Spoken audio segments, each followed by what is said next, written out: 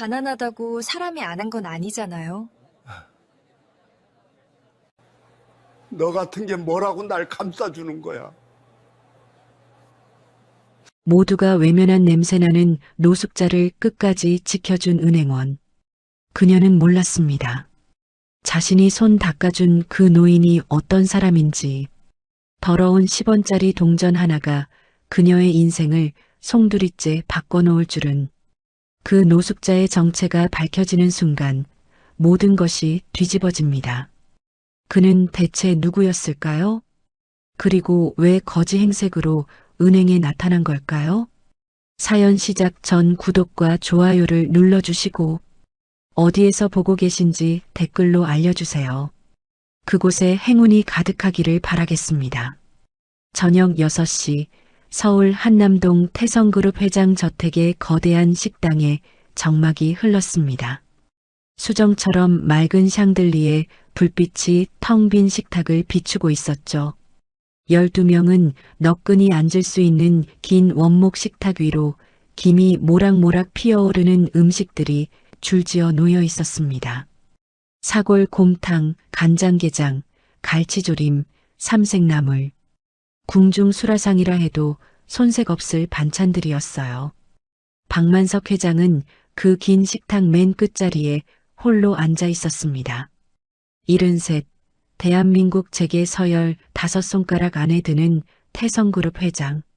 시장통 지게꾼에서 시작해 대한민국 굴지의 유통그룹을 일궈낸 입지전적인 인물이었죠. 호랑이 회장이라는 별명이 괜히 붙은 게 아니었습니다.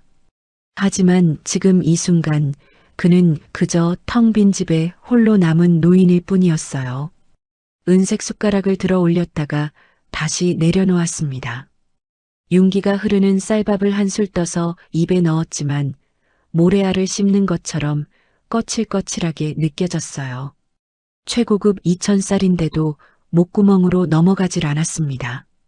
그의 시선이 자연스럽게 맞은편으로 향했어요. 빈 의자가 유독 크게 보였죠. 그곳엔 언제나 아내가 앉아 있었습니다. 파마 머리에 연보랏빛 한복을 곱게 차려입고 따뜻한 미소로 여보, 오늘 하루는 어땠어요? 하고 묻던 사람. 50년 가까이 해로한 반려자. 그리고 5년 전 암으로 먼저 세상을 떠난 사람이었어요. 당신이 있을 땐 이 집이 참 따뜻했는데. 낮은 목소리가 공기 중에 흩어졌습니다. 대답할 사람은 없었죠. 반찬 중 멸치볶음에 박 회장의 시선이 머물렀어요. 자잘한 멸치에 고추, 마늘, 물엿을 넣고 달달하게 볶아낸 반찬이었습니다. 매일 올리라고 특별히 지시한 반찬이었죠. 아내가 가장 좋아했으니까요. 당신 기억나? 시장통에서 못판 멸치 가져다가 고추장에 볶아 먹었잖아. 그때 당신이 그랬지. 이 멸치볶음이면 밥새 공기도 뚝딱이라고. 박 회장은 잠시 말을 멈췄습니다. 목이 메어왔거든요. 나는 그때 맹세했어. 돈 벌어서 평생 멸치볶음 걱정 없이 해주겠다고. 근데 이제 당신이 없으니까 이게 무슨 소용이야. 화려한 저택, 사내 진미, 대한민국 10손가락 안에 드는 재력. 이 모든 것이 무슨 소용이겠어요. 함께 나눌 사람이 없는데 말입니다. 그때였습니다. 식당 문이 열리며 아들 민준이 들어왔어요. 32살 태성그룹의 젊은 후계자. 민준은 아버지와 닮은 구석이 별로 없었습니다. 어머니를 빼닮아 부드러운 이목구비에 온화한 눈빛을 가졌거든요. 평소에도 아버지 앞에서는 말을 아끼는 편이었는데 오늘따라 얼굴에 결연한 기색이 가득했어요. 아버지, 말씀드릴 게 있습니다. 민준의 목소리는 단호했지만 어딘가 떨림이 묻어 있었습니다. 박 회장은 아들을 바라보며 천천히 물을 한 모금 마셨어요. 뭐냐? 결혼하려고 합니다. 순간 박 회장의 손이 멈췄습니다. 물잔을 내려놓는 소리가 유독 크게 들렸죠. 솔직히 이 말을 기다린 지 오래였거든요. 이미 마음속으로 점 찍어둔 며느리 후보도 있었습니다. 협력사 최 사장의 딸 최지은. 집안도 학벌도 좋다고 들었죠. 드디어 철이 들었구나. 누구냐? 내가 생각하는 그 아이냐? 박 회장의 입가에 희미한 미소가 떠올랐습니다. 그러나 민준의 다음 말이 그 미소를 산산조각 냈어요. 아버지가 생각하시는 분이 아닙니다. 은행에서 만난 사람이에요. 민준은 숨을 깊이 들이쉬고 말을 이었습니다. 이소윤이에요. 29, 태성은행 영등포지점에서 일합니다. 부모님은 일찍 돌아가셨고 시장통에서 생선 장사를 하시던 할머니 손에서 자랐어요. 할머니마저 돌아가신 후엔 혼자 힘으로 대학을 나왔고요. 식당 안 공기가 순식간에 얼어붙었습니다. 박 회장의 표정이 돌처럼 굳어졌어요. 실내 온도가 몇 도는 내려간 것 같았죠. 은행원. 부모도 없고 배경도 없고. 박 회장의 목소리가 점점 낮아졌습니다. 위험 신호였죠. 그걸 사랑이라 부르냐? 내 배경 보고 접근한 꽃뱀이야. 아닙니다. 소윤이는 제가 누군지도 모르고 저를 대해줬어요. 따뜻하고 정직하고 누구보다 성실한 사람입니다. 따뜻함? 세상이 따뜻함으로 돌아가는 줄 아느냐? 사랑으로 밥이 나오고 사랑으로 회사가 굴러가더냐? 박 회장이 벌떡 일어섰습니다. 의자가 뒤로 밀리며 바닥에 긁히는 소리가 날카롭게 울렸죠. 그는 식탁 위 숟가락을 집어들더니 아들 쪽으로 휙 던졌어요. 쨍그랑 금소금이 차갑게 메아리쳤습니다. 내가 이 재산 어떻게 모은 줄 알아? 시장통에서 지게 지면서 등이 휘도록 집 나르면서 모은 돈이야. 그 돈 노린 꽃뱀한테 갖다 바쳐? 내 눈에 흙이 들어가기 전엔 절대 안 돼. 민주는 바닥에 떨어진 숟가락을 내려다보았습니다. 그리고 천천히 고개를 들어 아버지를 똑바로 바라봤어요. 그의 눈에도 젖은 기운이 어렸습니다. 아버지, 어머니도 가난한 집안 출신이셨잖아요. 아버지가 지게꾼이셨을 때 어머니는 시장에서 생선을 파셨다면서요. 그래도 어머니를 사랑하셨잖습니까? 왜 저는 안 됩니까? 박 회장의 눈이 흔들렸어요. 아픈 곳을 정확히 찔렸거든요. 정아도 가난한 집 딸이었습니다. 주변에서 다들 반대했죠. 하지만 그는 정아의 따뜻한 마음을 믿었고 끝까지 함께했어요. 민준이 결정적인 한마디를 꺼냈습니다. 어머니가 살아계셨다면 제 선택을 존중하셨을 거예요. 그 순간 박 회장의 눈빛이 크게 흔들렸어요. 아내를 언급하는 건 금기였거든요. 한참의 침묵이 흐른 뒤 박 회장이 겨우 입을 열었습니다. 목소리엔 쓸쓸함이 묻어났죠. 그래, 내 어머니는 늘 그런 사람이었지. 사람을 먼저 보고 가진 건 나중에 봤으니까. 그는 창가로 걸어갔어요. 등 뒤로 손을 깍지 끼고 어둠이 내려앉는 정원을 바라봤습니다. 그 여자가 정말 내 마음을 원하는 건지 내가 직접 확인하마. 민준이 고개를 번쩍 들었어요. 아버지, 그게 무슨 말씀이십니까? 시험해 볼 거야. 내가 직접. 박 회장이 돌아섰습니다. 눈빛이 다시 매서워져 있었어요. 호랑이가 사냥감을 노려보는 눈이었죠. 그 여자가 정말로 사람을 볼 줄 아는 눈을 가졌다면 인정하마. 하지만 돈밖에 모르는 속물이라면 그땐 내가 각오해야 할 거다. 그만해. 더 얘기할 것도 없다. 나가. 민준이 조용히 식당을 나갔습니다. 문이 닫히는 소리가 공허하게 울렸어요. 홀로 남은 박 회장은 서재로 향했습니다. 책상 서랍에서 낡은 일기장을 꺼냈어요. 아내의 유품이었죠. 가죽 표지는 세월의 흔적으로 색이 발해 있었고 모서리는 달아 있었습니다. 마지막 장을 펼쳤어요. 정아의 글씨가 희미하게 남아 있었습니다. 사람의 크기는 가진 게 아니라 품은 거예요. 박 회장은 그 문장을 손끝으로 천천히 따라갔습니다. 정아의 체온이 아직도 남아있는 것 같았죠. 정아야, 당신 말이 맞는지 내가 직접 확인해 볼게. 그는 별채 창고로 향했어요. 수십 년간 쓰지 않는 물건들이 쌓인 먼지 가득한 공간이었습니다. 상자들을 뒤지다가 젊은 시절 현장에서 입었던 낡은 작업용 점퍼를 찾아냈어요. 기름때가 찌들고 소매가 달아해진 점퍼였죠. 흙먼지 묻은 낡은 작업화도 꺼냈습니다. 거울 앞에 선 그의 모습은 태성그룹 회장이 아니었어요. 금방이라도 역전 지하도에서 잠을 청할 것 같은 남루한 노인이었습니다. 좋아. 이 정도면 아무도 날 알아보지 못하겠지. 지갑에서 신용카드와 명함을 모두 빼냈습니다. 대신 구겨진 10,000원짜리 몇 장과 동전만 주머니에 넣었죠.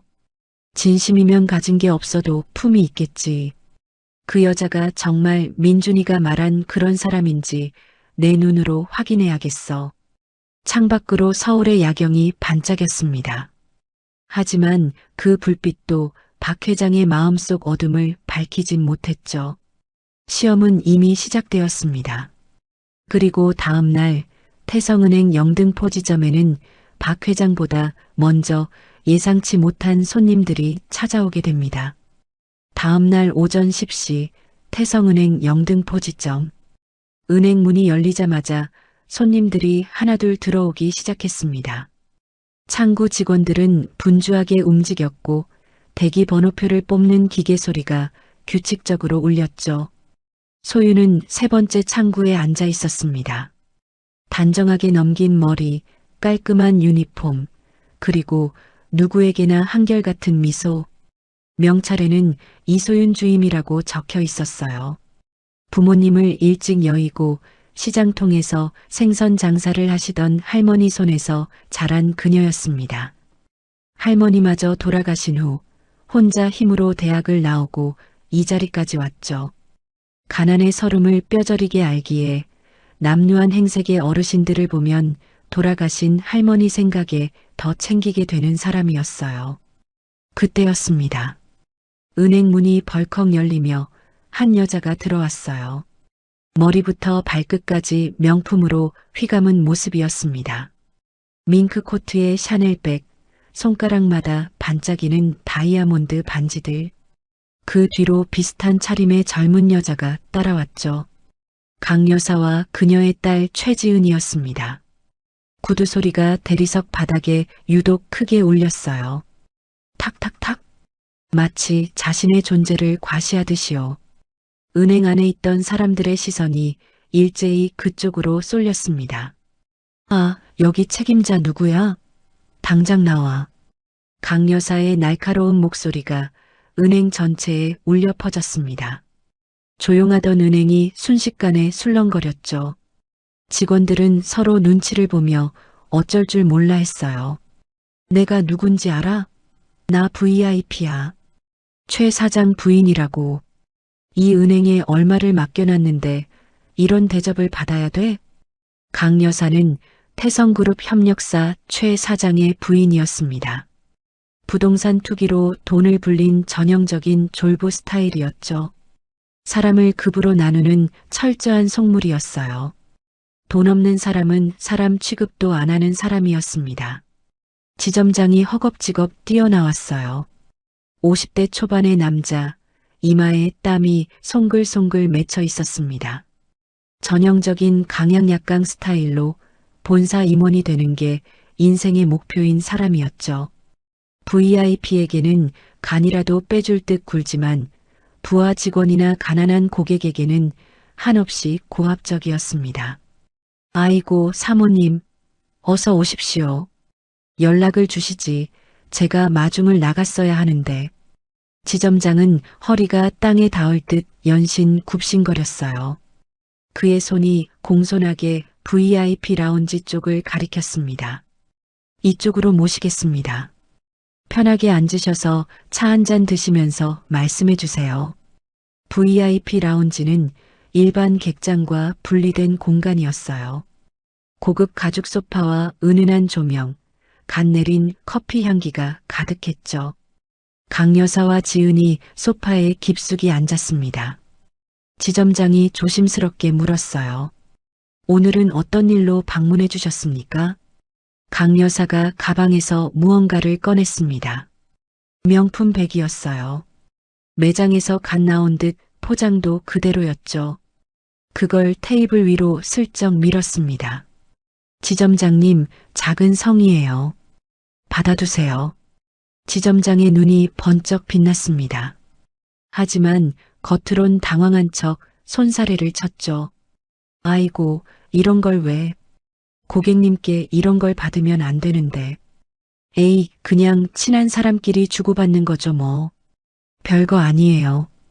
지점장은 슬쩍 주위를 살피더니 가방을 자기 쪽으로 끌어당겼습니다. 그리고 의자 밑으로 밀어 넣었죠. 그래서 무엇을 도와드리면 될까요, 사모님? 강 여사가 목소리를 낮췄어요. 입꼬리가 비틀어지며 올라갔습니다. 지점장님도 아시죠? 우리 지은이가 태성그룹 박 회장님 아들이랑 선봤다는 거. 아, 네. 소문으로 들었습니다. 축하드립니다. 그런데 말이에요. 강 여사의 얼굴이 갑자기 험악해졌어요. 마치 다른 사람처럼요. 어디서 굴러먹던 천한 것이 우리 지은이 예비 신랑한테 꼬리를 치고 다닌다면서요? 지점장이 움찔했습니다. 네, 그게 무슨, 여기 창구 직원 중에 이소윤이라고 있죠? 순간 지점장의 표정이 굳어졌어요. 당황한 기색이 역력했습니다. 아, 이 주인 말씀이십니까? 그 직원이 왜요? 그년이 우리 지은이 약혼자한테 작업을 걸고 다닌대요. 남의 남자한테 꼬리치는 여우 같은 것. 지은이 옆에서 눈물을 글썽거리며 말했습니다. 연기였지만 꽤 그럴듯했어요. 엄마, 그만해요. 창피하게. 창피하긴. 내가 창피할 일이 뭐가 있어? 저런 천한 것이 내 자리를 넘보는 게 문제지. 강 여사가 테이블을 탁 쳤습니다. 지점장님, 저 여자 잘나요. 당장. 지점장이 난감한 표정을 지었어요. 아무리 VIP라지만 직원을 함부로 해고할 수는 없었거든요. 사모님, 그건 좀. 절차라는 게 있어서. 절차? 강 여사의 눈이 매섭게 빛났습니다. 내가 우리 집 거래 은행을 다 옮기면 어떻게 될 것 같아요? 협력사들 자금도 다 빼면? 지점장의 얼굴이 새하얗게 질렸어요. 그건 곧 자신의 실적이 바닥을 치고 승진은 물 건너간다는 뜻이었거든요. 사모님, 진정하시고요. 제가 잘 알아보겠습니다. 알아보긴 뭘 알아봐요. 저 여자 자를 방법을 찾으라고요. 심할서를 쓰게 하든 고객 컴플레인을 넣든. 강 여사가 자리에서 일어섰습니다. 어디 직접 가서 얼굴 좀 보자고요. 어떤 년인지. 지점장이 황급히 따라 일어났어요. 사모님, 잠깐만요. 하지만 강 여사는 이미 VIP 라운지를 나서고 있었습니다. 하이힐 소리가 대리석 바닥에 날카롭게 울렸죠. 강 여사가 창구 쪽으로 성큼성큼 걸어갔습니다. 지은이 그 뒤를 따랐어요. 직원들이 하던 일을 멈추고 눈치를 살폈습니다. 세 번째 창구 앞에서 강 여사가 멈춰 섰어요. 소윤이 고개를 들었습니다. 그녀의 눈앞에 명품으로 휘감은 여자와 그 딸이 서 있었죠. 내가 이소윤이야? 강 여사의 목소리가 차갑게 내려앉았습니다. 소윤이 자리에서 일어나 공손하게 인사했어요. 네, 안녕하세요, 고객님. 무엇을 도와드릴까요? 도와주긴. 내가 뭘 도와줘? 강 여사가 비웃듯 코웃음을 쳤습니다. 남의 약혼자한테 꼬리치고 다니는 년이? 소윤의 얼굴에 당혹스러운 표정이 스쳤어요. 하지만 그녀는 침착하게 대답했습니다. 고객님, 무슨 말씀이신지 잘 모르겠습니다. 모르긴 뭘 몰라. 박민준 씨 알지? 태성그룹 후계자. 은행 안에 있던 사람들이 일제히 고개를 돌렸습니다. 수군거리는 소리가 퍼졌죠. 소윤의 표정이 살짝 굳어졌어요. 하지만 그녀는 여전히 침착했습니다. 고객님, 여기는 다른 분들도 계신 곳이에요. 이런 대화는 적절하지 않은 것 같습니다. 적절? 내가 적절을 따져? 강 여사가 소윤의 명찰을 손가락으로 톡톡 쳤습니다. 부모도 없고 배경도 없는 것이 어디서 재벌가 도련님한테 눈을 굴려? 주제를 알아야지. 소윤의 어깨가 미세하게 떨렸어요. 가난하다고 부모가 없다고 무시당하던 어린 시절의 기억이 스쳤죠. 하지만 그녀는 주먹을 꽉 쥐고 참았습니다. 고객님, 저는 지금 업무 중입니다. 개인적인 말씀은 삼가해 주세요. 업무? 남자 꼬시는 게 내 업무야? 지은이 옆에서 눈물을 글썽거리며 말했어요. 엄마, 됐어. 저런 애한테 뭘 바라겠어. 가정교육도 못 받은 애한테. 그 말에 소윤의 눈빛이 흔들렸습니다. 돌아가신 할머니 생각이 났거든요. 시장통에서 생선 팔며 손녀를 키우시던 할머니. 비록 가난했지만 늘 바른 길을 가르쳐 주셨죠. 소윤은 눈물을 꾹 삼키며 대답했습니다. 저는 할머니 손에서 자랐습니다. 부모님은 안 계시지만 가정교육은 받았어요. 남의 물건을 탐하지 말라고, 당당하게 살라고 그렇게 배웠습니다. 강 여사가 피식 웃었어요. 어머 봐라. 배운 건 있어서 말대꾸는 잘하네. 그때 지점장이 헐레벌떡 뛰어왔습니다. 사모님, 여기서 이러시면 다른 고객분들도 계시고. 강 여사가 지점장을 노려봤어요. 됐어요. 오늘은 여기까지만 하죠. 근데 이 여자 내 눈에 다시 띄면 가만 안 둘 거야. 강 여사가 몸을 돌렸습니다. 하이힐 소리가 멀어져 갔어요. 지은이 가기 전에 소윤 앞에서 멈춰 섰습니다. 아무도 듣지 못하게 작은 목소리로 속삭였어요. 민준 오빠는 내 거야. 내가 아무리 발버둥 쳐도 안 돼. 조신하게 살아. 지은이 콧방귀를 뀌며 사라졌습니다. 은행 안에 어색한 정적이 흘렀어요. 다른 직원들은 쳐다보지도 못하고 고개를 숙였죠. 소윤은 혼자 그 자리에 서 있었습니다. 지점장이 다가와 낮은 목소리로 말했어요. 이주임, 나중에 내 사무실로 와. 차가운 목소리였습니다. 그 안에 불길한 예감이 담겨 있었죠. 소윤은 대답 대신 고개만 끄덕였어요. 그리고 다시 창구에 앉았습니다. 떨리는 손으로 서류를 정리했죠. 눈물이 차올랐지만 꾹 참았습니다. 이 자리는 그녀가 할머니 없이 혼자 버텨온 시간들의 결과였으니까요. 그녀는 몰랐습니다. 방금 그 모든 장면을 지켜본 사람이 있었다는 걸. 은행 구석 대기석에서 낡은 점퍼를 입은 노인 하나가 조용히 그 광경을 지켜보고 있었어요. 박만석 회장이었습니다.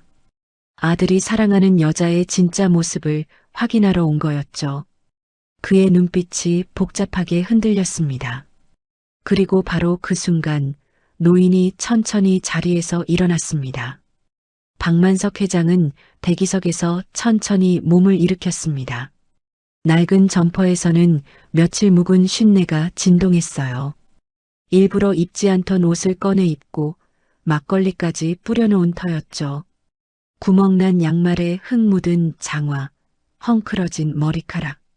거울 앞에서 확인했을 때 그 자신도 놀랄 만큼 완벽한 변장이었습니다. 아까 강 여사 모녀가 소윤에게 쏟아낸 모욕을 지켜봤어요. 그 와중에도 소윤은 울지 않았습니다. 주먹을 꽉 쥐고 참았죠. 그 모습이 박 회장의 뇌리에 깊이 박혔어요. 하지만 아직 확신하기엔 일렀습니다. 사람은 상황에 따라 달라지는 법이니까요. 진짜 시험은 지금부터였죠. 박 회장이 창구 쪽으로 걸음을 옮기기 시작했습니다. 구부정한 자세로 느릿느릿 걸었어요. 발을 질질 끌면서요. 그가 움직이자마자 주변 사람들이 코를 막기 시작했습니다. 진동하는 악취 때문이었죠. 어휴, 뭐야, 저 냄새. 노숙자 아니야? 수군거리는 소리가 여기저기서 들려왔어요. 대기석에 앉아있던 사람들이 홍해가 갈라지듯 양옆으로 피했습니다. 어떤 사람은 대놓고 인상을 찌푸렸고 어떤 사람은 손수건으로 코를 막았죠.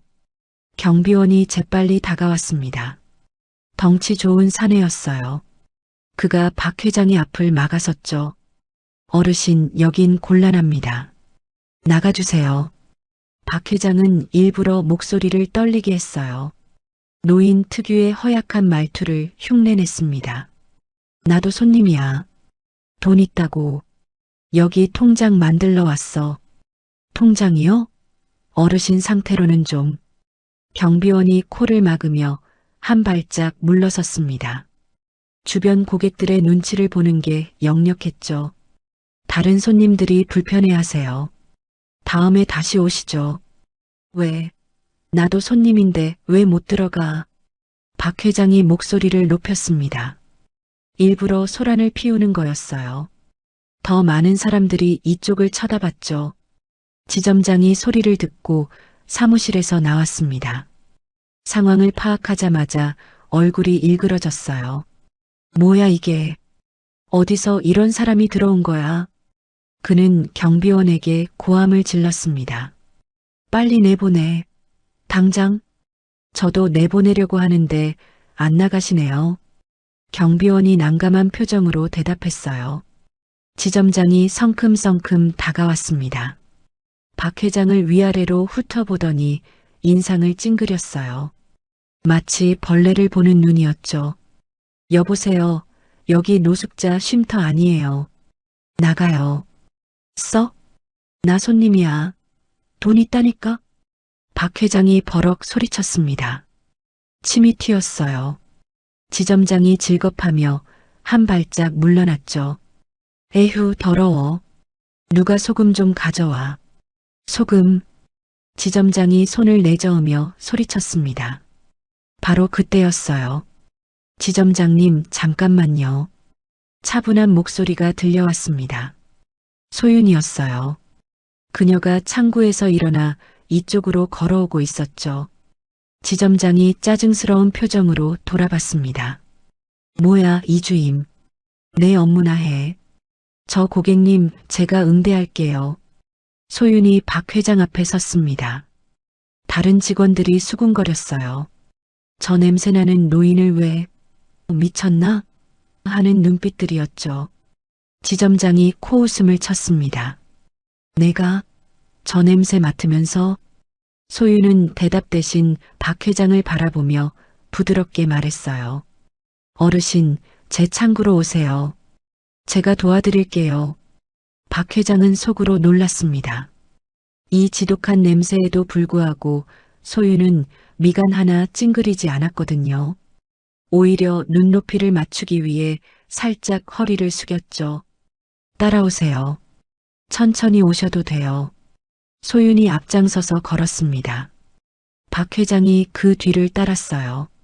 주변 사람들이 여전히 코를 막고 피했지만 소윤은 아랑곳하지 않았습니다.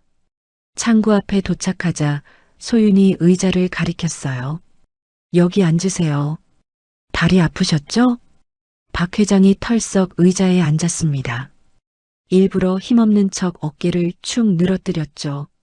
날씨가 추운데 많이 걸어오셨어요? 소윤이 자연스럽게 물었습니다. 좀 걸었지. 잠깐만 기다리세요. 소윤이 자리를 비웠어요. 잠시 후 따뜻한 차를 들고 돌아왔습니다. 종이컵이 아니라 도자기 잔에 담아서요. 드세요.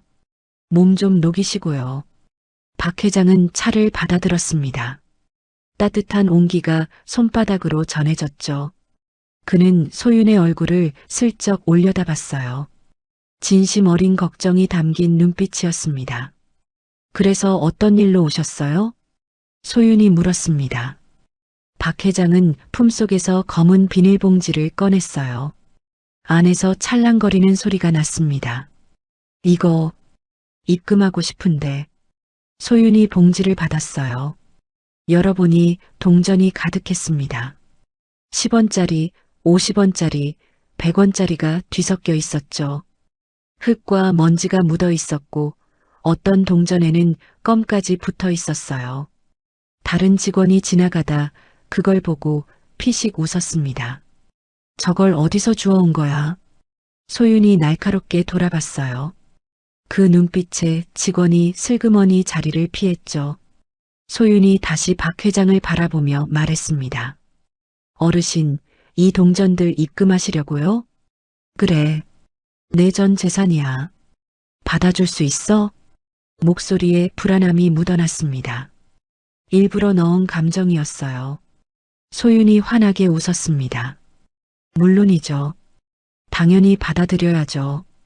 그녀가 봉지에서 동전을 꺼내기 시작했어요. 흙 묻은 동전을 하나하나 물티슈로 닦았습니다. 껌이 붙은 것은 더 정성스럽게요. 지점장이 멀리서 그 모습을 보며 혀를 찼습니다. 하지만 다가와서 뭐라고 하진 않았어요. 아까 강여사 건으로 이미 신경이 곤두서 있었거든요. 소유는 동전을 종류별로 분류하기 시작했습니다. 10원짜리, 50원짜리, 100원짜리. 손이 더러워졌지만 개의치 않았어요. 어르신, 이 동전들 모으시느라 고생 많으셨겠어요. 박 회장이 의아한 표정을 지었습니다. 뭐, 동전 모으기 쉽지 않잖아요. 하나하나 모으신 거 보면 정말 성실하신 분이구나 싶어요. 그 말에 박 회장은 순간 할 말을 잃었습니다. 이 지저분한 동전들을 보며 성실하다고 말하는 사람이 있을 줄이야. 혹시 통장 있으세요? 소윤이 물었습니다. 없어. 만들어야 해. 그럼 신분증 보여주시겠어요? 박 회장이 주머니에서 먼지 앉은 낡은 지갑을 꺼냈어요. 그는 지갑을 열어 텅 빈 공간만 보여주었습니다. 오랜 시간 햇빛에 발에 희미해진 가족사진 한 장만 꽂혀 있을 뿐이었죠. 소유는 잠시 망설였어요.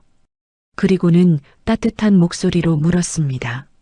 어르신, 연락처는 어떻게 되세요? 없어. 전화기 없어. 그럼 주소는요? 박 회장이 잠시 머뭇거렸습니다. 그것도 없어. 소윤의 손이 잠시 멈췄어요. 고개를 들어 박 회장을 바라봤습니다. 그 눈빛에는 동정이 아니라 이해가 담겨 있었죠. 괜찮아요. 제가 방법을 찾아볼게요. 그녀가 다시 키보드를 두드리기 시작했습니다. 잠시 후 고개를 끄덕였어요. 어르신, 은행 주소로 일단 등록해 놓을게요. 나중에 주소 생기시면 그때 바꾸시면 돼요. 박 회장은 그 말에 가슴 한구석이 뭉클해졌습니다. 이 여자는 규정을 핑계로 거절할 수도 있었어요. 하지만 방법을 찾았죠. 동전 세기가 끝났습니다. 소윤이 계산기를 두드리더니 말했어요. 총 34,570원이에요. 입금해 드릴까요? 그래, 해줘. 소윤이 입금 처리를 했습니다. 새 통장을 발급해서 박 회장에게 건넸어요. 여기요, 어르신 통장이에요. 소중히 보관하세요. 박 회장이 통장을 받아들었습니다. 파란색 표지의 새 통장이었죠. 거기에 찍힌 금액 34,570원. 태성그룹 회장에게는 껌값도 안 되는 돈이었지만 지금 이 순간만큼은 세상에서 가장 무거운 금액처럼 느껴졌어요. 고마워. 박 회장이 낮은 목소리로 말했습니다. 소윤이 환하게 웃었어요. 아니에요. 당연히 해야 할 일인걸요. 그녀가 서랍에서 작은 봉투를 꺼냈습니다. 그 안에 사탕 몇 개를 넣어 박 회장에게 건넸어요. 이것도 가져가세요. 단 거 드시면 기운 나실 거예요. 박 회장은 봉투를 받아들고 소윤의 얼굴을 가만히 바라봤습니다. 이 여자는 진짜였어요. 연기가 아니었습니다. 냄새나는 노숙자에게 차를 대접하고 더러운 동전을 정성껏 닦고 사탕까지 챙겨주는 사람. 아들 민준이 왜 이 여자를 사랑하는지 조금 알 것 같았습니다. 하지만 아직 끝이 아니었어요. 박 회장이 자리에서 일어나려는 순간 은행 문이 벌컥 열렸습니다. 강 여사와 지은이 다시 들어온 거였어요.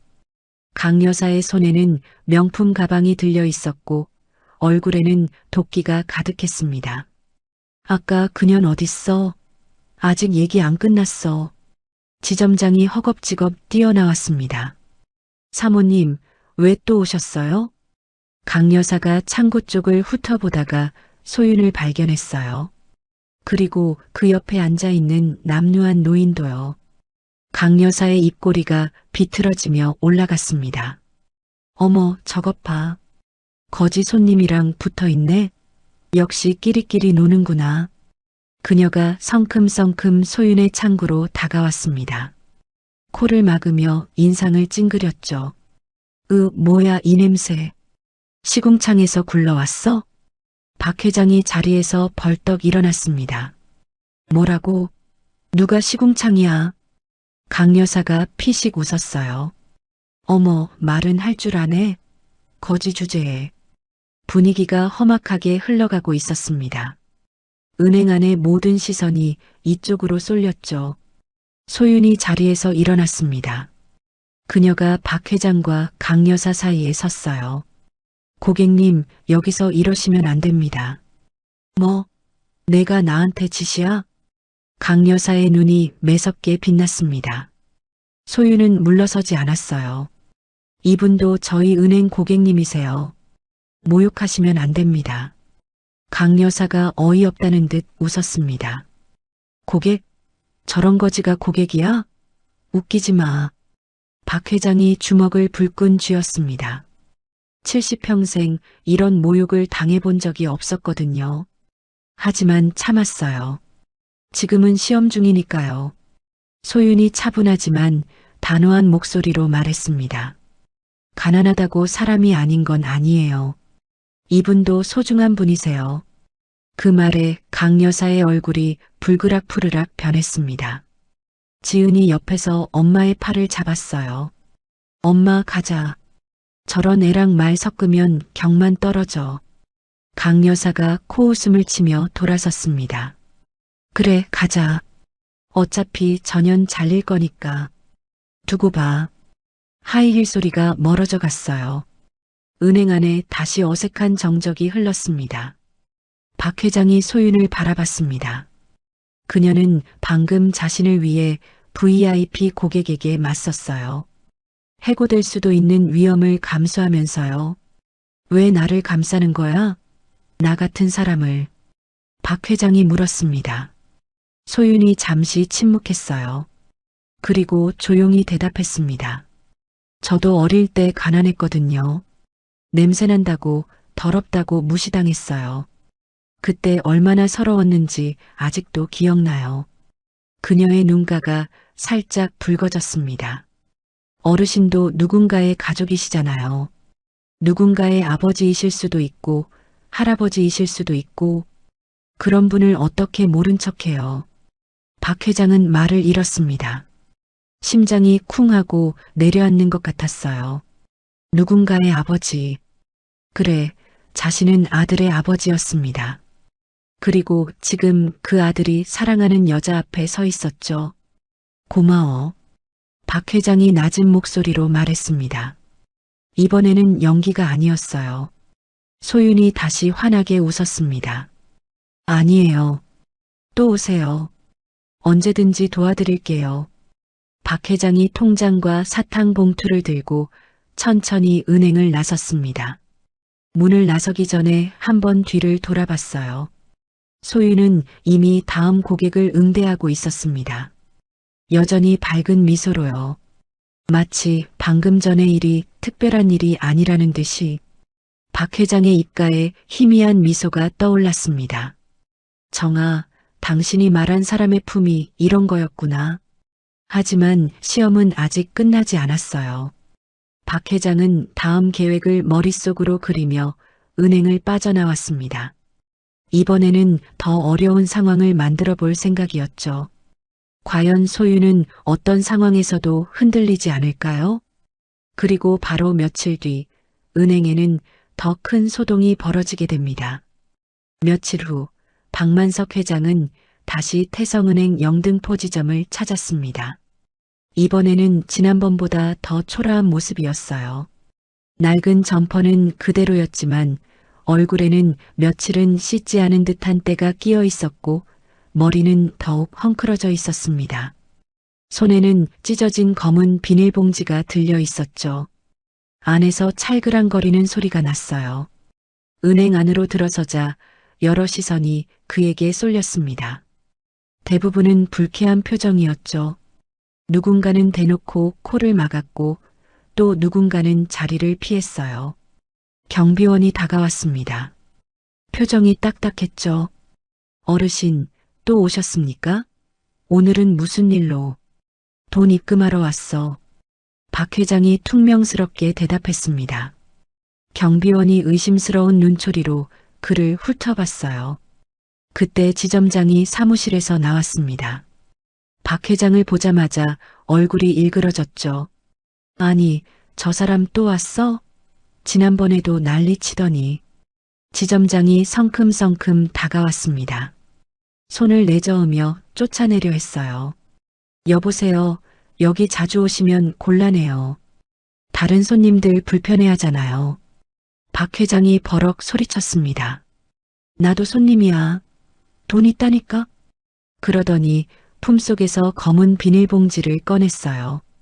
그리고 로비 한가운데 바닥에 확 쏟아부었습니다. 차르르 짤그랑. 흙과 먼지가 묻은 동전 수백 개가 대리석 바닥에 나뒹굴었어요. 10원짜리, 50원짜리가 뒤섞여 사방으로 흩어졌습니다. 어떤 동전에는 껌이 붙어 있었고 어떤 것은 녹이 슬어 있었죠. 은행 안이 순식간에 소란스러워졌습니다. 고객들이 비명을 지르며 뒤로 물러났어요. 뭐야 저 사람. 미친 거 아니야? 지점장의 얼굴이 불그락푸르락 변했습니다. 이게 뭐 하는 짓이야. 당장 치워요. 박 회장이 바닥에 쪼그려 앉으며 소리쳤어요.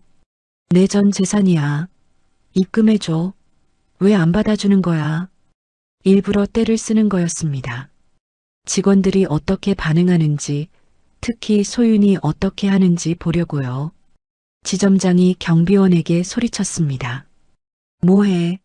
빨리 내보내. 영업 방해로 경찰 부를까요? 그래, 불러. 당장. 직원들도 웅성거리기 시작했어요. 하지만 아무도 다가오지 않았습니다. 더러운 동전을 만지기 싫었던 거죠. 바로 그때였습니다. 잠깐만요. 차분한 목소리가 들려왔어요. 소윤이었습니다. 그녀가 창구에서 일어나 이쪽으로 걸어오고 있었죠. 지점장이 짜증스러운 표정으로 돌아봤습니다. 이주임, 내 업무나 해. 이건 내가 처리할 테니까. 제가 도와드릴게요. 소윤이 단호하게 말했습니다. 그리고 모두가 경악하는 가운데 치마 정장 차림으로 바닥에 무릎을 꿇었어요. 주변에서 숨소리가 멎었습니다. 소윤이 맨손으로 더러운 동전을 줍기 시작했거든요. 이주임, 뭐 하는 거야? 더러워. 지점장이 소리쳤지만 소윤은 아랑곳하지 않았습니다. 동전을 하나하나 주워 손에 모았어요. 박 회장이 일부러 그녀를 밀쳤습니다. 저리 가. 더럽다고. 냄새난다고. 소윤은 밀려나면서도 다시 동전을 주었어요. 그리고 화사하게 웃으며 말했습니다. 어르신 괜찮아요. 피땀 흘려 모으신 귀한 돈인데 어떻게 더러워요. 제가 깨끗이 닦아드릴게요. 그녀가 주머니에서 물티슈를 꺼냈습니다. 동전을 하나하나 정성스럽게 닦기 시작했어요. 흙이 묻은 것, 껌이 붙은 것, 녹이 쓴 것. 가리지 않고 모두 닦았죠. 박 회장은 그 모습을 멍하니 바라봤습니다. 이 여자는 진짜였어요. 연기가 아니었습니다. 소윤이 동전을 다 주운 뒤 박 회장의 손을 잡았습니다. 흙투성이인 그 손을요. 그리고 물티슈로 조심스럽게 닦아주기 시작했어요. 어르신, 손이 많이 거치셨네요. 고생 많으셨죠? 박 회장의 심장이 쿵 하고 내려앉았습니다. 이 따뜻한 손길에서 가난했던 시절 시장통에서 생선 팔며 자신을 키운 돌아가신 어머니의 거친 손길이 느껴졌거든요. 왜 이러는 거야? 나 같은 사람한테. 박 회장이 떨리는 목소리로 물었습니다. 소윤이 잠시 손을 멈추고 그를 바라봤어요. 눈빛이 맑고 따뜻했습니다. 저도 어릴 때 가난했거든요. 할머니랑 시장에서 살았어요. 냄새난다고 더럽다고 무시당할 때마다 얼마나 서러웠는지 몰라요. 그녀의 목소리가 살짝 떨렸습니다. 그때 누군가 따뜻하게 대해줬다면 얼마나 좋았을까 늘 생각했어요. 그래서 저는 그런 사람이 되고 싶었어요. 박 회장은 말을 잃었습니다. 가슴 한가운데가 뜨거워지는 것 같았어요. 소윤이 다시 미소 지으며 말했습니다. 자, 이제 창구로 가시죠. 동전 입금해 드릴게요. 그녀가 박 회장의 팔을 부축해 일으켜 세웠습니다. 그리고 천천히 창구로 안내했어요. 지점장이 어이없다는 표정으로 지켜봤지만 더 이상 뭐라고 하지는 않았습니다. 다른 직원들도 수군거렸지만 소윤은 개의치 않았어요.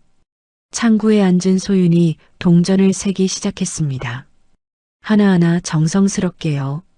어르신, 총 42,350원이에요. 지난번 잔액이랑 합치면 76,920원이 되시네요. 그래. 박 회장이 멍하니 대답했습니다. 소윤이 통장에 입금 처리를 하고 건네줬어요. 여기요. 잘 보관하세요. 박 회장이 통장을 받아들었습니다. 파란 표지에 찍힌 금액 76,920원. 태성그룹 회장에게는 먼지만도 못한 돈이었어요. 하지만 지금 이 순간 그 어떤 수표보다 무겁게 느껴졌습니다. 고마워. 박 회장이 진심을 담아 말했습니다. 소윤이 환하게 웃었어요. 아니에요. 또 오세요. 언제든 환영이에요. 박 회장이 자리에서 일어나 은행을 나서려는 순간이었습니다. 은행 문이 벌컥 열리며 강 여사와 지은이 들어왔어요. 강 여사의 손에는 명품 가방이 들려 있었고 얼굴에는 도끼가 서려 있었습니다. 강 여사가 박 회장을 보자마자 코를 막으며 비명을 질렀어요. 어머, 뭐야 이 냄새. 아직도 저 거지가 여기 있어? 지은이 옆에서 부채질을 하며 인상을 찡그렸습니다. 엄마, 빨리 볼일 보고 가자. 냄새 때문에 머리 아파. 강 여사가 소파에 가방을 툭 내려놓고 화장실로 향했습니다. 지은은 소윤의 창구 쪽을 노려보며 자리에 앉았죠. 박 회장은 출구 근처에서 걸음을 멈췄습니다. 뭔가 불길한 예감이 들었거든요. 잠시 후 화장실에서 돌아온 강 여사가 갑자기 비명을 질렀습니다. 내 반지, 3캐럿 다이아 반지 어디 갔어? 은행 안이 순식간에 얼어붙었어요. 강 여사가 가방을 뒤지며 소리쳤습니다. 분명히 가방에 넣어뒀는데 누가 훔쳐갔어? 지점장이 허겁지겁 달려왔습니다. 사모님 진정하시고요. 잘 찾아보시면. 찾아봤어. 없다고. 강 여사의 눈이 로비를 훑었습니다. 그리고 출구 근처에 서 있는 박 회장에게 멈췄어요. 야, 저거지. 내가 훔쳤지? 박 회장이 어이없다는 표정을 지었습니다. 뭐라고? 내가 왜? 강 여사가 성큼성큼 다가왔어요. 손가락으로 박 회장을 가리키며 소리쳤습니다. 너 아까 내 가방 근처에 있었잖아. 내가 훔친 거야. 지은이 옆에서 기름을 부었습니다. 엄마, 나 봤어. 아까 저 거지가 엄마 가방 쪽으로 가는 거. 새빨간 거짓말이었어요. 하지만 강 여사는 확신에 찬 표정으로 고개를 끄덕였습니다. 그것 봐. 경찰 불러. 저거지 잡아. 은행 안이 아수라장이 됐습니다. 고객들이 웅성거리고 직원들은 어쩔 줄 몰라 했어요. 지점장이 곤란한 표정으로 말했습니다. 사모님, 일단 CCTV를 확인해 보시죠. CCTV고 뭐고, 저놈이 범인이야. 강 여사가 박 회장의 멱살을 잡으려 했습니다. 박 회장이 뒤로 물러섰어요. 70평생 이런 모욕은 처음이었습니다. 주먹이 부르르 떨렸지만 꾹 참았어요. 지금은 시험 중이니까요. 그때 소윤이 자리에서 벌떡 일어났습니다. 잠깐만요. 그녀가 박 회장 앞을 가로막으며 강 여사와 마주 섰어요. 증거도 없이 사람을 도둑으로 모시면 안 됩니다. 강 여사가 눈을 부라렸습니다. 뭐, 내가 지금 나한테 대들어? 소윤은 물러서지 않았어요. 대드는 게 아니라 사실을 말씀드리는 거예요. 이분은 아까 제 창구에서 입금하고 계셨어요. 고객님 가방 근처에도 안 가셨고요. 거짓말. 우리 지은이가 봤다잖아. 소윤이 지은을 똑바로 바라봤습니다. 정말 보셨어요? 정확히 어느 시점에요? 지은이 움찔했어요. 말이 막힌 거죠. 강 여사가 이를 갈며 말했습니다.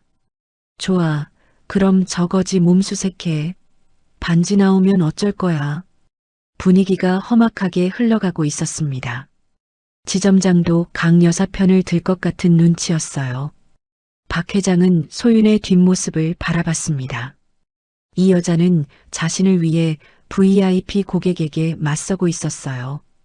해고될 수도 있는 위험을 감수하면서요. 과연 끝까지 버틸 수 있을까? 시험은 이제 막 시작이었습니다. 강 여사가 박 회장을 향해 한 발짝 더 다가왔습니다. 몸수색 안 하면 경찰 부를 거야. 3캐럿짜리 다이아몬드가 얼마인 줄 알아? 지점장이 눈치를 보며 끼어들었어요. 사모님 말씀대로 일단 확인을 해보는 게. 소윤이 팔을 벌려 박 회장 앞을 완전히 가로막았습니다. 작은 체구였지만 그 자세만큼은 흔들림이 없었어요. 안 됩니다. 증거 없이 사람을 범인 취급하시면 안 돼요. 강 여사의 얼굴이 불그락푸르락 변했습니다. 뭐야, 인연이 진짜.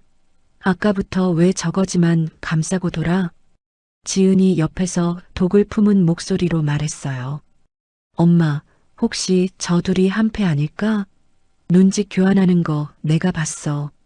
전현이 시켜서 훔친 거야. 새빨간 거짓말이었습니다. 하지만 강 여사는 눈을 번뜩이며 고개를 끄덕였어요. 그래, 공범이구나. 지점장, 저 두 사람 다 잡아도. 은행 안이 술렁거렸습니다. 고객들이 수군거리고 몇몇은 휴대폰을 꺼내 몰래 촬영하기 시작했어요. 지점장이 난감한 표정을 지으며 소윤에게 다가왔습니다. 이주임, 일단 물러나 있어. 괜히 일 키우지 말고. 소윤은 고개를 저었어요. 지점장님, 이건 아니에요. 이분이 도둑이라는 증거가 어디 있어요? 증거고 뭐고 VIP 고객이 저러시는데 어떡하라고. 지점장의 목소리에 짜증이 가득했습니다. 그에게 중요한 건 진실이 아니라 VIP의 기분이었어요. 강 여사가 소윤에게 성큼 다가왔습니다. 손을 번쩍 치켜들었어요. 뺨을 때리려는 거였죠. 이 버르장머리 없는 것이. 소윤은 피하지 않았습니다. 눈을 똑바로 뜨고 강 여사를 마주봤어요. 손이 내려오려는 순간 소윤이 입을 열었습니다. 때리세요. 하지만 그래도 저는 물러서지 않을 거예요. 강 여사의 손이 멈췄습니다. 예상치 못한 반응에 당황한 거였죠. 소윤의 목소리가 떨렸지만 또렷했어요. 저도 어릴 때 부모님 잃고 할머니랑 시장 좌판에서 자랐어요. 냄새난다고 거지 같다고 무시당해도 남의 것 탐낸 적 없어요. 가난이 죄는 아니잖아요. 그녀의 눈에 눈물이 고였습니다. 하지만 시선은 흔들리지 않았어요. 이분이 뭘 훔쳤다는 증거가 있으면 보여주세요. 없으면 사과하셔야 해요. 억울한 누명은 사람을 죽여요. 은행 안이 조용해졌습니다. 아무도 말하지 않았어요. 강 여사도 지점장도 다른 직원들도 멍하니 서 있었죠. 박 회장은 소윤의 뒷모습을 바라봤습니다. 작은 어깨가 미세하게 떨리고 있었어요. 무섭지 않을 리 없었죠. 하지만 끝까지 자신을 지켜주고 있었습니다. 가슴 한가운데가 뜨거워졌어요. 얼마나 오래전이었을까 이렇게 누군가가 자신을 지켜준 게. 지은이 초조한 표정으로 강 여사를 잡아당겼습니다. 엄마, 사람들 다 쳐다봐. 창피하게 됐잖아. 강 여사가 주위를 둘러봤어요. 고객들의 시선이 차갑게 느껴졌죠. 휴대폰으로 촬영하는 사람도 있었고요. 인터넷에 올라가면 망신이었습니다. 됐어. 나중에 두고 봐. 강 여사가 가방을 집어들었습니다. 그러다 손이 가방 안쪽으로 들어갔어요. 순간 그녀의 표정이 묘하게 변했습니다. 가방 안감 찢어진 틈새에서 반짝이는 게 만져졌거든요. 꺼내보니 3캐럿 다이아몬드 반지였습니다. 지은의 얼굴이 새하얗게 질렸어요. 엄마, 그거. 강 여사도 당황했습니다. 반지가 가방 안감 사이로 빠져 있었던 거예요. 자기 실수였죠. 은행 안에 어색한 침묵이 흘렀습니다. 강 여사가 헛기침을 했어요. 있었네. 원래 있었어. 소윤이 조용히 말했습니다. 그럼 이분께 사과하셔야죠. 강 여사의 눈이 매섭게 빛났어요. 내가 왜 저런 거지한테 억울한 누명을 씌우셨잖아요. 당연히 사과하셔야죠. 소윤의 목소리는 부드러웠지만 단호했습니다. 강 여사가 이를 갈았어요. 사과할 생각은 눈곱만큼도 없었죠. 됐어, 가자. 이 은행 다신 안 와. 강 여사가 지은을 데리고 휙 돌아섰습니다. 하이힐 소리가 날카롭게 울리며 멀어져 갔어요. 지점장이 황급히 뒤따라갔습니다. 사모님, 잠깐만요. 은행 문이 닫히자 정적이 흘렀습니다. 소윤이 천천히 몸을 돌려 박 회장을 바라봤어요. 어르신, 괜찮으세요? 박 회장은 말을 잇지 못했습니다. 목이 메어서요. 이 여자는 방금 자신을 위해 모든 것을 걸었어요. 해고될 위험도, VIP의 분노도, 지점장의 눈총도 아랑곳하지 않았죠. 오로지 억울한 사람을 지키기 위해서. 왜 그렇게까지 했어? 박 회장이 떨리는 목소리로 물었습니다. 소윤이 잠시 침묵했어요. 그리고 조용히 대답했습니다.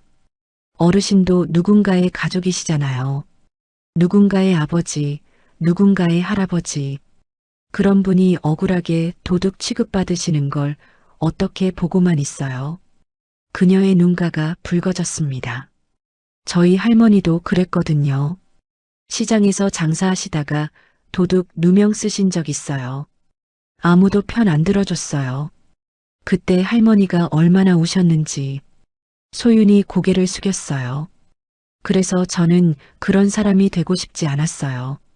힘없는 사람 편에 서는 사람이 되고 싶었어요. 박 회장의 눈시울이 뜨거워졌습니다. 평생 수많은 사람을 만났지만 이렇게 맑은 마음을 가진 사람은 처음이었어요. 아들 민준이 왜 이 여자를 사랑하는지 이제야 완전히 이해가 됐습니다. 고마워. 박 회장이 낮은 목소리로 말했어요. 진심이었습니다. 소윤이 환하게 웃었습니다. 아니에요. 당연한 걸 한 건데요. 자, 어르신 얼굴이 안 좋아 보이세요. 잠깐 앉으셨다 가세요. 그녀가 대기석으로 박 회장을 안내했어요. 따뜻한 차도 한 잔 가져다 줬죠. 박 회장은 차를 홀짝이며 소윤의 뒷모습을 바라봤습니다. 그녀는 이미 다시 창구로 돌아가 다음 고객을 밝은 미소로 맞이하고 있었어요. 마치 방금 전 일이 대단한 일이 아니라는 듯이. 정아, 봤어? 이 아이가 민준이가 사랑하는 여자야. 박 회장이 작게 중얼거렸습니다. 당신이 살아있었으면 정말 좋아했을 거야. 당신을 꼭 닮았으니까. 그는 가슴 주머니에서 낡은 사진 한 장을 꺼냈어요. 아내 정아의 미소 띤 얼굴이었죠. 한참을 바라보다가 조심스럽게 다시 넣었습니다. 이제 확신이 섰어요. 소유는 진짜였습니다. 돈이나 배경을 보는 사람이 아니었어요. 사람의 마음을 먼저 보는 사람이었죠. 며느리로 부족함이 없었습니다. 박 회장이 자리에서 일어났어요.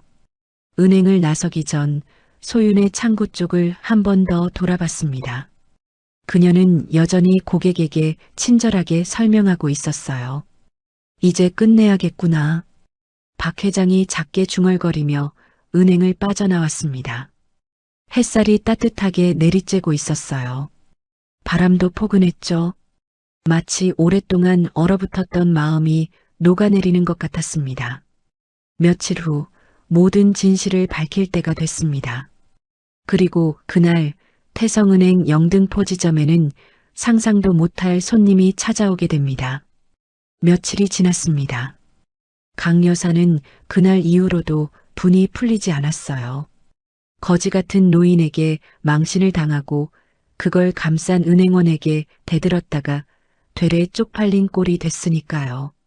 명품 가방 안감 사이에 반지가 끼어 있었다는 게 얼마나 창피했던지 생각할 때마다 이가 갈렸습니다.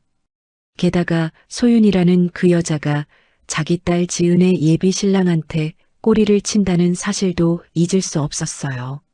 아들의 여자를 시험하러 온 박 회장의 존재는 까맣게 모른 채 강 여사는 오직 복수만 생각하고 있었죠. 전현을 어떻게든 쫓아내야 해. 강 여사가 이를 갈았습니다. 지은이 옆에서 고개를 끄덕였어요. 엄마, 내가 방법을 찾았어. 이번엔 확실하게 전현을 엮을 수 있어. 모녀의 눈빛이 음흉하게 빛났습니다. 다음 날 오후 2시 태성은행 영등포 지점. 은행 문이 열리며 강 여사와 지은이 들어왔습니다. 지난번과는 달리 표정이 차분했어요. 오히려 여유로워 보이기까지 했죠. 강 여사가 VIP 라운지로 향하며 직원에게 말했습니다. 지점장님 계시지? 잠깐 뵙고 싶은데. 직원이 허겁지겁 지점장을 불렀어요. 지점장이 달려나왔습니다. 아이고, 사모님. 지난번 일은 정말 죄송했습니다. 제가 직원 관리를 됐어요. 그 얘기하러 온 거 아니에요. 강 여사가 손을 내저으며 말했습니다. 오늘은 큰 거래가 있어서 왔어요. 예금 5억 추가하려고요. 지점장의 눈이 휘둥그레졌어요. 5억이라니. 이번 달 실적이 단숨에 해결되는 금액이었습니다. 아, 감사합니다. 제가 직접 모시겠습니다. 강 여사가 지점장과 함께 VIP 라운지로 들어갔어요. 지은은 객장 소파에 앉았습니다. 지은이 손목에 찬 다이아몬드 팔찌를 만지작거렸어요. 눈빛이 날카롭게 소윤의 창구 쪽을 훑쳤습니다. 오늘 확실히 끝내줄게. 지은은 가방에서 작은 벨벳 상자를 꺼냈어요. 안에는 5캐럿짜리 다이아몬드 반지가 들어 있었습니다. 엄마가 이번 작전을 위해 빌려온 거였죠. 지은이 슬쩍 자리에서 일어났습니다. 화장실에 가는 척하며 객장을 가로질렀어요. 소윤의 창구 앞을 지나가면서 일부러 비틀거렸습니다. 아! 지은이 소윤의 창구 앞 바닥에 벨벳 상자를 떨어뜨렸어요. 상자가 열리며 반지가 굴러나왔죠. 소윤이 고개를 들었습니다. 고객님, 괜찮으세요? 지은이 황급히 반지를 주었어요. 아, 네. 괜찮아요. 손이 미끄러워서. 그녀는 반지를 상자에 넣으며 소윤을 힐끗 봤습니다. 그리고 빠르게 화장실로 향했어요. 잠시 후 지은이 화장실에서 나왔습니다. 이번엔 손에 반지 상자가 없었어요. 그녀가 소파로 돌아와 앉았습니다. 입꼬리가 살짝 올라갔어요. 10분쯤 지났을까요? 지은이 갑자기 가방을 뒤지기 시작했습니다. 점점 표정이 다급해졌어요. 없어, 없어. 지은이 벌떡 일어났습니다. 엄마, 엄마. VIP 라운지 문이 열리며 강 여사가 나왔어요. 왜 그래, 지은아? 반지, 5캐럿 반지가 없어졌어. 은행 안이 술렁거렸습니다. 지난번 소동이 아직 기억에 생생했거든요. 강 여사의 얼굴이 일그러졌어요. 물론 연기였죠. 뭐라고? 그 비싼 반지가? 지은이 울먹이며 말했습니다. 아까 화장실 가다가 떨어뜨렸는데 분명히 주워서 가방에 넣었거든요. 근데 없어. 강 여사가 객장을 훑어봤어요. 그리고 소윤의 창구에서 멈췄습니다. 아까 어디서 떨어뜨렸다고? 저기, 저 창구 앞에서요. 강 여사가 성큼성큼 소윤에게 다가왔습니다. 당신 아까 우리 딸이 반지 떨어뜨린 거 봤지? 소윤이 고개를 끄덕였어요. 네, 봤어요. 고객님이 주워서 가지고 가셨는데요. 근데 지금 없어. 어디 갔을까? 강 여사의 눈빛이 날카로워졌어요. 혹시 당신이 가져간 거 아니야? 소윤의 표정이 굳어졌습니다. 네, 무슨 말씀이세요? 우리 딸이 반지 떨어뜨렸을 때 내가 제일 가까이 있었잖아. 내가 슬쩍한 거 아니야? 은행 안이 조용해졌어요. 또다시 긴장감이 감돌았습니다. 소윤이 차분하게 대답했어요. 저는 반지 만진 적 없어요. 고객님이 직접 주워서 가셨어요. 거짓말. 내가 훔쳤어. 지은이 울먹이며 소리쳤습니다. 분명히 가방에 넣었는데 저 여자가 가져간 거야. 아까 눈빛이 이상했어. 지점장이 허겁지겁 뛰어나왔어요. 무슨 일이에요? 또 무슨? 강 여사가 지점장에게 말했습니다. 지점장님, 저 직원 서랍 좀 뒤져봐요. 우리 딸 5캐럿 다이아몬드 반지가 없어졌어요. 지점장의 얼굴이 새하얗게 질렸어요. 또 이런 일이 벌어지다니. 사모님, 그게... 왜요? 못하겠어요? 우리 집이 이 은행에 얼마를 맡겨놨는데 아까 5억도 추가로 넣으려고 했는데 이럴 거면 다 뺄 거예요. 지점장이 움찔했습니다. 5억. 그 금액 앞에서 양심 따위는 아무것도 아니었죠. 이주임. 미안한데 서랍 좀 열어봐. 소윤이 지점장을 바라봤습니다. 눈빛에 실망이 가득했어요. 지점장님, 저 안 그랬어요. 진짜예요. 알아. 그냥 확인 차원에서 아무것도 아니면 되잖아. 지점장이 소윤의 서랍을 열었어요. 서류, 문구류, 개인 물품들이 보였습니다. 그런데 서랍 안쪽에서 뭔가 반짝였어요. 지점장이 손을 넣어 꺼냈습니다. 벨벳 상자였어요. 열어보니 5캐럿 다이아몬드 반지가 들어있었습니다. 은행 안이 얼어붙었어요. 강 여사가 승리의 미소를 지었습니다. 봐라, 전현이 훔쳤잖아. 소윤의 얼굴이 새하얗게 질렸어요. 저 건, 저 안 그랬어요. 어떻게 저기 있는 거예요? 지은이 눈물을 글썽거리며 소리쳤습니다. 저 여자가 도둑이에요. 경찰 불러요. 지점장이 난감한 표정으로 소윤을 바라봤어요. 이주임, 이건 어떻게 된 거야? 소윤의 입술이 떨렸습니다. 억울함에 눈물이 차올랐어요. 저 정말 안 그랬어요. 누가 넣은 거예요? 저 도둑 아니에요. 하지만 아무도 그녀의 말을 믿지 않았습니다. 증거가 너무 확실했거든요. 강 여사가 냉정하게 말했어요. 지점장님, 저 여자 당장 해고하세요. 아니면 우리 예금 전부 뺄게요. 협력사 거래도 끊을 거고요. 지점장의 얼굴에 갈등이 스쳤습니다. 하지만 오래가지 않았어요. 이주임, 일단 오늘은 집에 가. 정식 조사가 있을 거야. 소윤의 눈에서 눈물이 흘러내렸습니다. 지점장님, 저 진짜. 그만. 다른 고객들 보잖아. 소윤은 더 이상 말하지 못했어요. 떨리는 손으로 자기 물건을 챙겼습니다.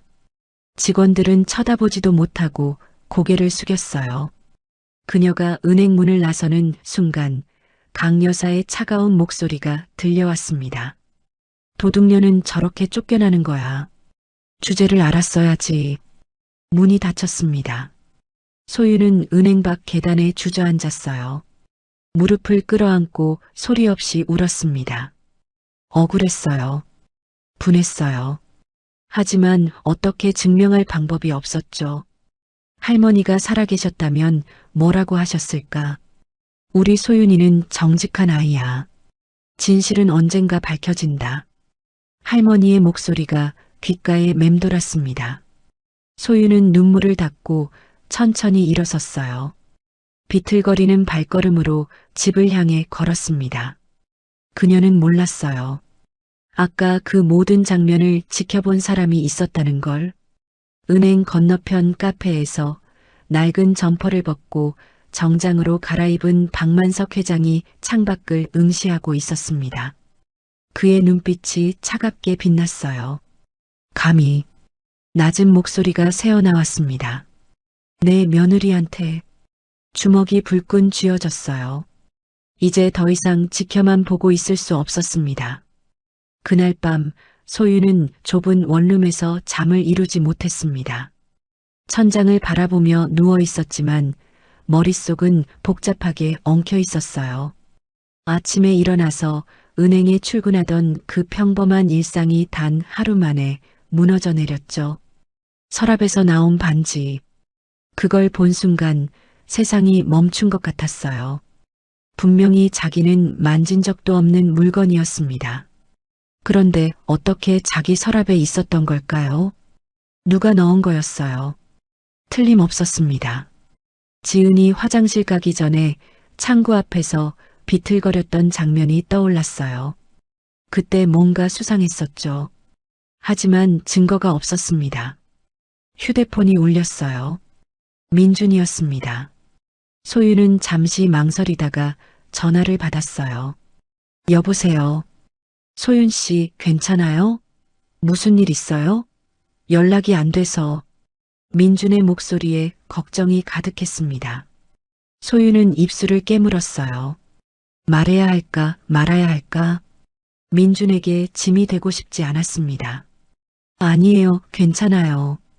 그냥 좀 피곤해서. 진짜요? 목소리가 안 좋은데. 정말이에요. 걱정 마세요. 전화를 끊고 나서 소윤은 무릎을 끌어안았어요. 눈물이 또 흘러내렸습니다. 민준 씨는 좋은 사람이었어요. 자신이 누군지 어떤 배경인지 모르고 다가왔을 때부터 따뜻하게 대해줬죠. 그런 사람에게 이런 일로 피해를 주고 싶지 않았습니다. 나 때문에 민준 씨까지 힘들어지면 안 돼. 소윤이 작게 중얼거렸어요. 다음 날 오전 태성은행 영등포 지점. 소윤은 출근하지 않았습니다. 아니, 출근할 수 없었어요. 지점장이 당분간 나오지 말라고 했으니까요. 대신 은행에는 다른 손님이 찾아왔습니다. 강 여사와 지은이었어요. 두 사람은 의기양양한 표정으로 VIP 라운지에 앉았습니다. 지점장이 허리를 굽신거리며 커피를 가져다 줬죠. 사모님, 어제 일은 정말 충격이셨겠어요. 직원 관리를 제대로 못해서. 됐어요. 그 여자 어떻게 됐어요? 일단 대기 발령 냈습니다. 조사가 끝나면 정식으로 징계할 거예요. 강 여사가 만족스러운 미소를 지었어요. 당연하죠. 도둑년은 쫓겨나야지. 지은이 옆에서 입꼬리를 올렸습니다. 엄마, 이제 저 여자 인생 끝난 거야. 도둑으로 찍히면 어디서도 못 써. 그래, 내 말이 맞아. 감히 내 남자한테 눈을 굴려? 모녀가 킬킬거리며 웃었어요. 바로 그때였습니다. 은행 문이 열리며 한 무리의 사람들이 들어왔어요.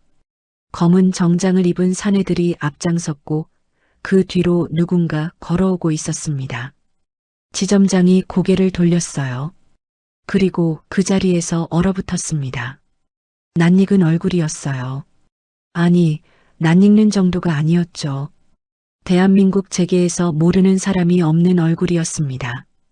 박만서, 태성그룹 회장, 지점장의 다리가 후들거렸어요. 회장님? 박 회장은 평소의 위엄 그대로였습니다. 한치의 오차도 없는 맞춤 정장, 광택이 나는 구두, 그리고 상대를 압도하는 눈빛. 그런데 뭔가 이상했어요. 그 얼굴이 어디서 본 것 같았거든요. 지점장의 머리가 빠르게 돌아갔습니다. 그리고 깨달았죠. 저 얼굴. 며칠 전 그 노숙자? 불가능했어요. 하지만 눈, 코, 입 모양이 똑같았습니다. 낡은 점퍼 대신 최고급 정장을 입었을 뿐이었죠. 지점장의 얼굴이 새하얗게 질렸어요. 강 여사도 박 회장을 봤습니다. 처음엔 누군지 몰랐어요. 그런데 뒤따라온 비서가 귓속말을 하자 얼굴이 일그러졌죠. 태성그룹 회장, 저 사람이? 지은의 표정도 굳어졌어요. 예비 시아버지가 될 수도 있었던 사람이 눈앞에 있었으니까요. 박 회장이 천천히 객장을 걸어왔습니다. 구두 소리가 대리석 바닥에 묵직하게 울렸어요. 그가 강 여사 앞에서 멈췄습니다. 오랜만이군요, 강 여사. 강 여사가 억지 미소를 지었어요. 아, 회장님, 어쩐 일로 이런 곳에. 이런 곳? 내 이름 붙은 은행인데. 박 회장의 목소리가 차가웠습니다. 강 여사가 움찔했어요. 박 회장이 고개를 돌려 지점장을 바라봤습니다. 지점장. 네. 회장님, 어제 일 보고받았어. 직원이 고객 물건을 훔쳤다며? 지점장이 허리를 90도로 굽히며 대답했어요. 그게 서랍에서 반지가 나와서. 증거가 그것뿐이야? 네. 그게 무슨. 박 회장이 비서에게 눈짓했습니다. 비서가 앞으로 나서며 태블릿을 꺼냈어요. 이걸 보시죠. 화면에 CCTV 영상이 재생됐습니다. 어제 은행 객장의 모습이었어요. 영상 속에서 지은이 화장실로 향하고 있었습니다. 소윤의 창구 앞을 지나가면서 일부러 비틀거렸어요. 뭔가 떨어뜨리는 척했죠. 그런데 자세히 보니 그녀의 손이 소윤의 서랍 쪽으로 슬쩍 움직였어요. 벨벳 상자를 넣는 모습이 선명하게 찍혀 있었습니다. 은행 안이 조용해졌어요. 강 여사의 얼굴이 새하얗게 질렸습니다. 지은은 입을 벌린 채 아무 말도 못했어요. 박 회장이 낮은 목소리로 말했습니다. 무고죄라는 거 알지? 강 여사가 더듬거렸어요. 그건 오해예요. 우리 지은이가 장난으로. 장난? 박 회장의 눈빛이 매서워졌습니다. 죄 없는 사람 도둑으로 몰아서 인생을 망치려 한 게 장난이야? 강 여사가 뒤로 물러섰어요. 다리가 후들거렸습니다. 회장님, 저희가 잘못했어요. 용서해 주세요. 용서? 박 회장이 코웃음을 쳤어요. 내 며느리한테 한 짓을 용서하라고? 순간 은행 안이 얼어붙었습니다. 며느리? 강 여사의 눈이 휘둥그레졌어요.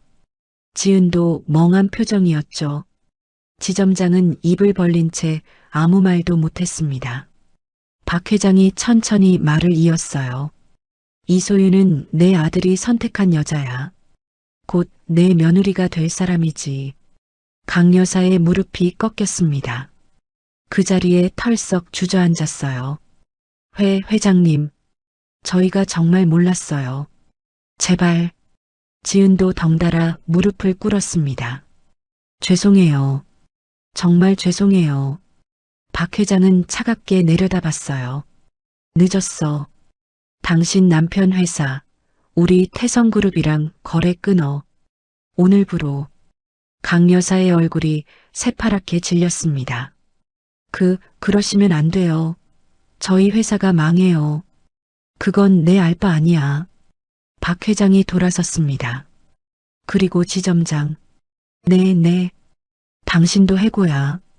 지점장이 휘청거렸어요. 눈앞이 캄캄해지는 것 같았습니다. 회장님, 한 번만 봐주세요.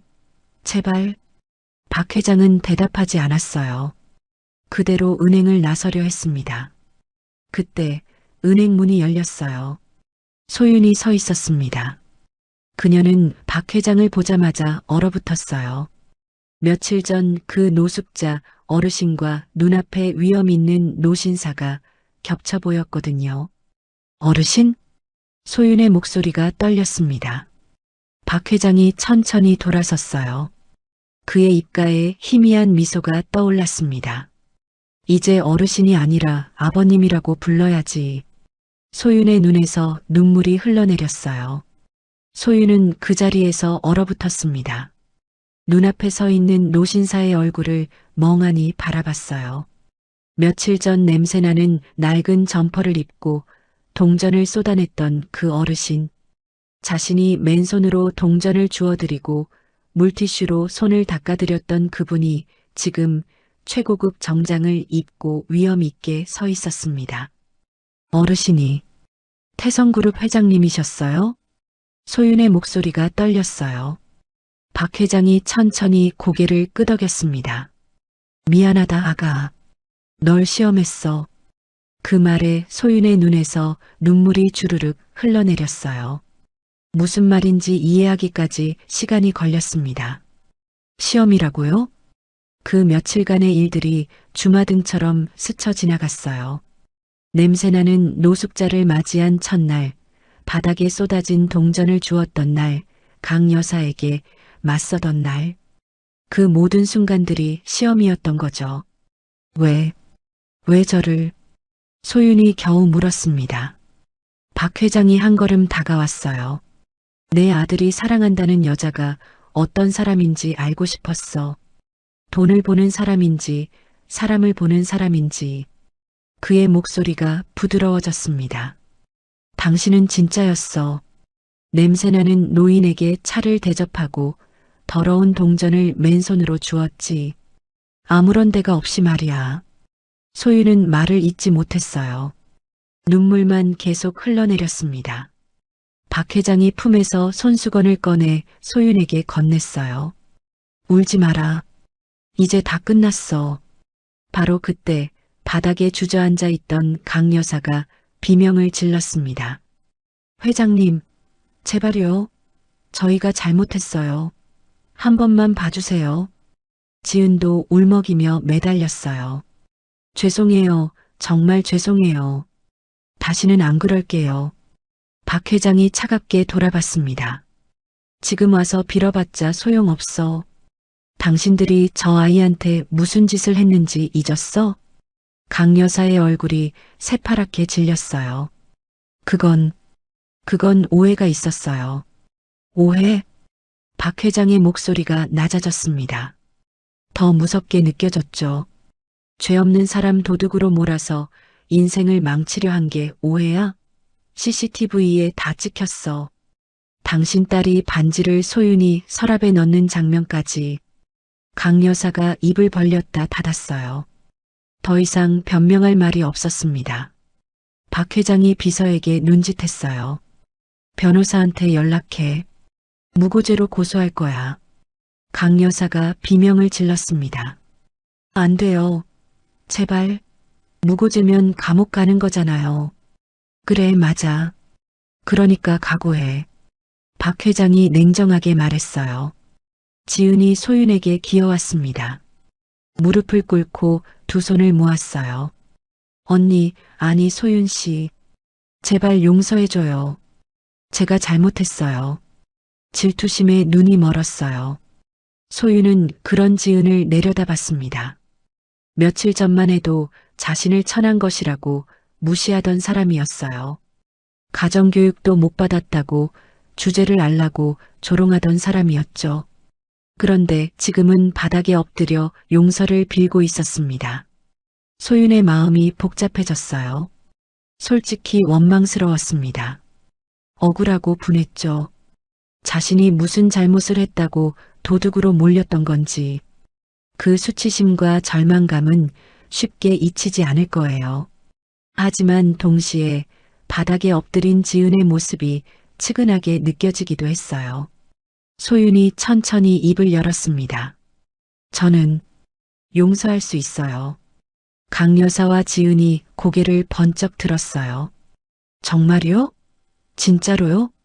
소윤이 고개를 끄덕였습니다. 하지만 용서하는 건 저예요. 처벌은 회장님이 결정하실 일이에요. 박 회장이 소윤을 바라봤습니다. 눈빛에 놀라움이 스쳤어요. 이 아이는 자신을 그토록 괴롭힌 사람들을 용서한다고 했어요. 보통 사람이라면 당장 복수하고 싶었을 텐데. 그런데 오히려 측은함을 느끼는 거죠. 왜 용서하는 거야? 저 사람들이 널 얼마나 괴롭혔는데. 박 회장이 물었습니다. 소윤이 잠시 침묵했어요. 그리고 조용히 대답했습니다.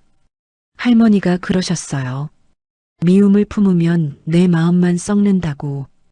용서하는 건 상대를 위한 게 아니라 나를 위한 거라고요. 그녀의 눈가가 붉어졌습니다. 저 사람들을 미워하면서 살고 싶지 않아요. 그냥 이제 끝내고 싶어요. 박 회장은 말을 잃었습니다. 이 아이는 진짜 특별했어요. 가난하게 자랐지만 마음은 누구보다 넓었죠. 아내 정아가 생각났습니다. 정아도 그런 사람이었거든요. 미움보다 용서를, 복수보다 이해를 선택하는 사람. 정아야, 당신이 보내준 거지? 박 회장이 속으로 중얼거렸어요. 한참의 침묵 끝에 박 회장이 입을 열었습니다. 좋아. 내 뜻을 존중하마. 강 여사와 지은이 안도의 한숨을 쉬었어요. 고맙습니다, 회장님. 하지만 박 회장의 목소리가 다시 차가워졌습니다. 거래 끊는 건 변함없어. 그리고 다시는 내 며느리 앞에 얼씬도 하지 마. 알겠어? 강 여사가 연신 고개를 끄덕였어요. 네, 절대로요. 그리고 박 회장이 소윤을 바라봤습니다. 저 사람들한테 직접 사과받아. 제대로. 강 여사와 지은이 소윤 앞에 다시 무릎을 꿇었어요. 정말 죄송했어요. 다시는 안 그럴게요. 용서해줘요, 제발. 소윤은 그들을 내려다보다가 조용히 고개를 끄덕였습니다. 일어나세요. 강 여사와 지은이 비틀거리며 일어났어요. 그리고 도망치듯 은행을 빠져나갔습니다. 하이힐 소리가 허겁지겁 멀어져 갔죠. 은행 안에 정적이 흘렀습니다. 지점장이 여전히 벌벌 떨며 서 있었어요. 박 회장이 그를 돌아봤습니다. 지점장. 네. 회장님. 아까 해고한다고 했지? 지점장의 얼굴이 새하얗게 질렸어요. 회장님. 제발 한 번만 봐주세요. 제가 잘못했어요. 뭘 잘못했는데? 저는 그냥. 지점장이 말을 더듬었어요. 제대로 된 대답을 하지 못했습니다. 박 회장이 냉정하게 말했습니다. 당신은 VIP 앞에서 직원을 버렸어. 증거도 없이 도둑으로 몰았지. 그게 지점장이 할 짓이야?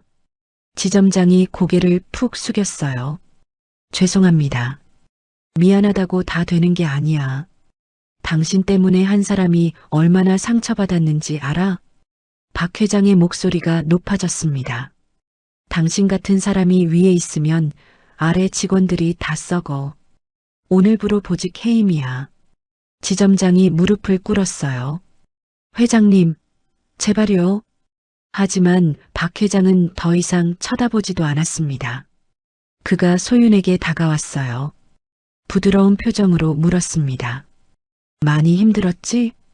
소윤의 눈에서 다시 눈물이 흘러내렸어요. 네.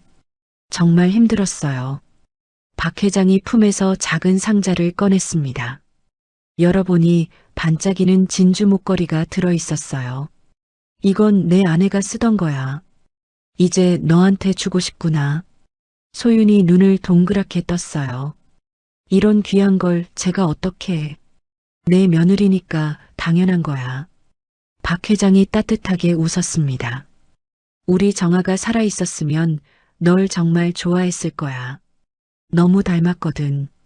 소윤은 떨리는 손으로 상자를 받았어요. 진주 목걸이가 은은하게 빛났습니다. 감사합니다. 아버님. 그 말을 듣는 순간 박 회장의 눈가가 촉촉해졌어요. 아버님, 얼마나 듣고 싶었던 말인지. 바로 그때 은행 문이 열리며 누군가 뛰어들어왔습니다. 민준이었어요. 소윤 씨, 괜찮아요? 민준이 헐레벌떡 달려와 소윤을 끌어안았습니다. 아버지한테 연락받고 바로 왔어요. 미안해요. 진작 지켜주지 못해서. 소윤이 민준의 품에서 울음을 터뜨렸어요. 그동안 참았던 감정이 한꺼번에 쏟아져 나왔습니다. 민준이 소윤을 꼭 안아주며 등을 토닥였어요. 이제 괜찮아요. 다 끝났어요. 박 회장은 그 모습을 바라보며 미소 지었습니다. 정아, 봤어? 우리 아들 좋은 사람 만났어. 그는 창밖을 바라봤어요. 햇살이 따뜻하게 내리쬐고 있었습니다. 오랫동안 얼어붙어 있던 마음이 녹아내리는 것 같았어요. 이제 마지막 한 가지만 남았습니다. 정식으로 며느리를 맞이하는 일이었죠. 그로부터 일주일이 지났습니다. 태성은행 영등포 지점은 완전히 분위기가 달라져 있었어요. 새 지점장이 부임했고 직원들의 표정도 한결 밝아졌죠. 무엇보다 소윤이 복직했습니다. 그날 아침 소윤은 평소처럼 출근했어요. 유니폼을 입고 명찰을 달았습니다. 거울에 비친 자신의 모습을 보며 깊은 숨을 들이쉬었죠. 다시 시작이야. 은행 문을 열고 들어서자 동료들이 일제히 박수를 쳤어요. 소윤 씨, 다시 와줘서 고마워요. 정말 미안했어요. 그때 아무것도 못해서. 앞으로는 우리가 편히 될게요. 소윤의 눈시울이 붉어졌습니다. 며칠 전만 해도 아무도 눈을 마주치지 않았던 사람들이었어요. 쳐다보지도 못하고 고개를 숙이던 사람들이었죠. 하지만 소윤은 원망하지 않았습니다. 그들도 어쩔 수 없었던 거예요. 힘없는 사람이 힘 있는 사람 앞에서 버티기란 쉽지 않으니까요. 괜찮아요. 다들 고마워요. 소윤이 환하게 웃었습니다. 새 지점장이 다가왔어요. 50대 초반의 여성이었습니다. 인상이 따뜻했죠. 이주임, 본사에서 연락 왔어요. 오늘 오후에 중요한 손님이 오신대요. 중요한 손님이요? 응, 회장님이 직접 오신다고. 소윤의 심장이 쿵 하고 내려앉았어요.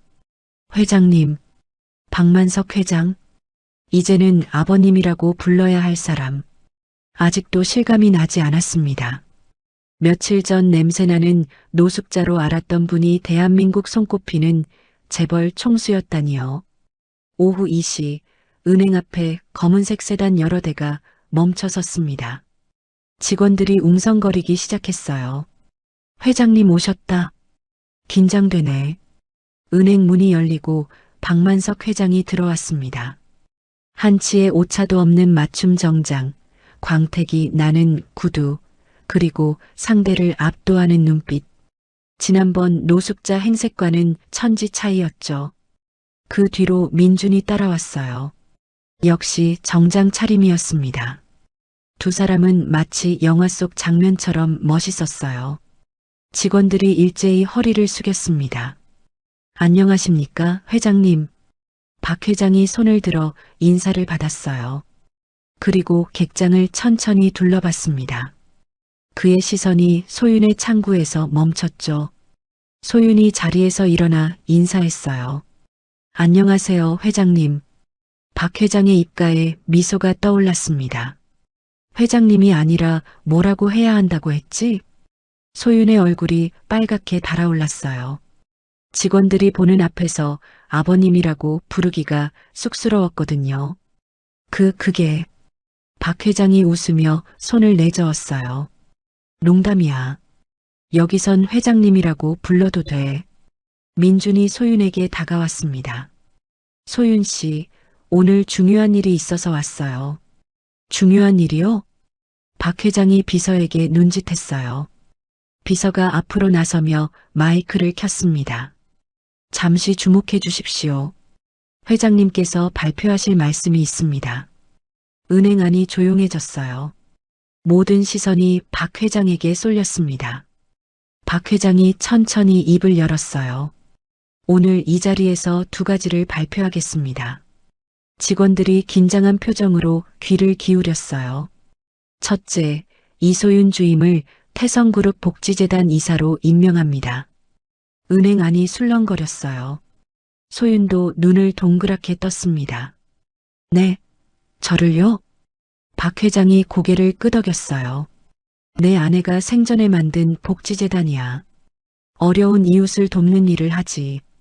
당신처럼 따뜻한 마음을 가진 사람이 맡아야 해. 소윤은 말을 잇지 못했어요.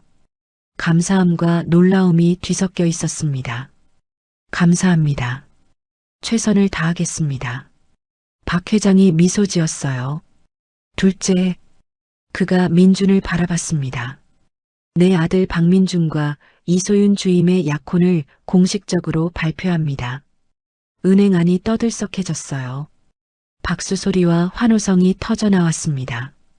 축하해요. 어머, 정말이에요? 대박. 소윤의 눈에서 눈물이 흘러내렸어요. 민준이 그녀의 손을 꼭 잡았습니다. 소윤 씨, 앞으로 잘 부탁해요. 소윤이 고개를 끄덕였어요. 저야말로요. 박 회장이 품에서 작은 상자를 꺼냈습니다.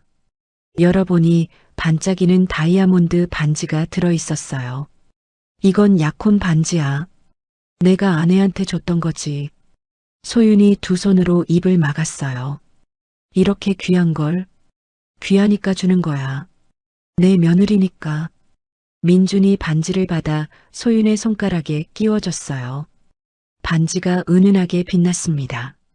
직원들이 다시 박수를 쳤어요. 누군가는 휴대폰으로 사진을 찍었고 누군가는 눈물을 글썽거렸죠. 바로 그때 은행 문이 벌컥 열렸습니다. 강 여사였어요. 얼굴이 창백했고 눈이 충혈되어 있었습니다. 머리는 헝클어져 있었고 옷차림도 전과 달리 초라했죠.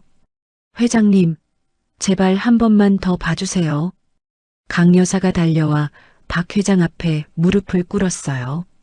우리 회사가 망하게 됐어요. 거래처가 다 끊기고 은행에서 대출 회수한다고 하고. 제발요. 박 회장이 차갑게 내려다봤습니다. 그건 당신이 자초한 일이야. 알아요. 제가 잘못했어요. 하지만 이러다간 정말 길바닥에 나앉게 돼요. 강 여사가 눈물을 흘리며 애원했어요. 며칠 전 소윤에게 쏟아냈던 그 오만함은 온데간데 없었습니다.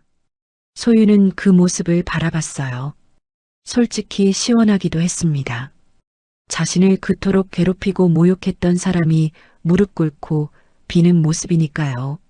하지만 동시에 마음 한구석이 불편했어요.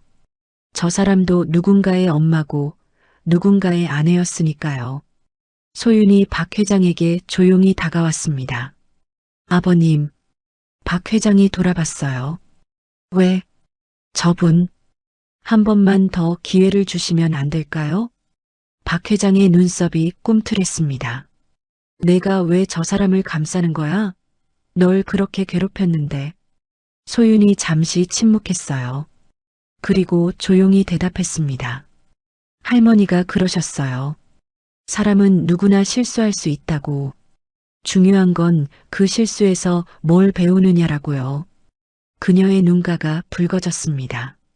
저분이 정말로 반성했다면 한 번쯤 기회를 주셔도 되지 않을까요? 박 회장은 소윤을 가만히 바라봤어요. 이 아이는 정말 특별했습니다.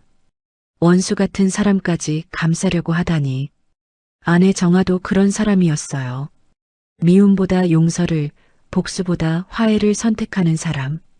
박 회장이 한숨을 쉬었습니다. 내 며느리가 이렇게 말하는데 어쩌겠어. 그가 강 여사를 내려다봤어요. 일어나. 강 여사가 떨리는 몸으로 일어섰습니다.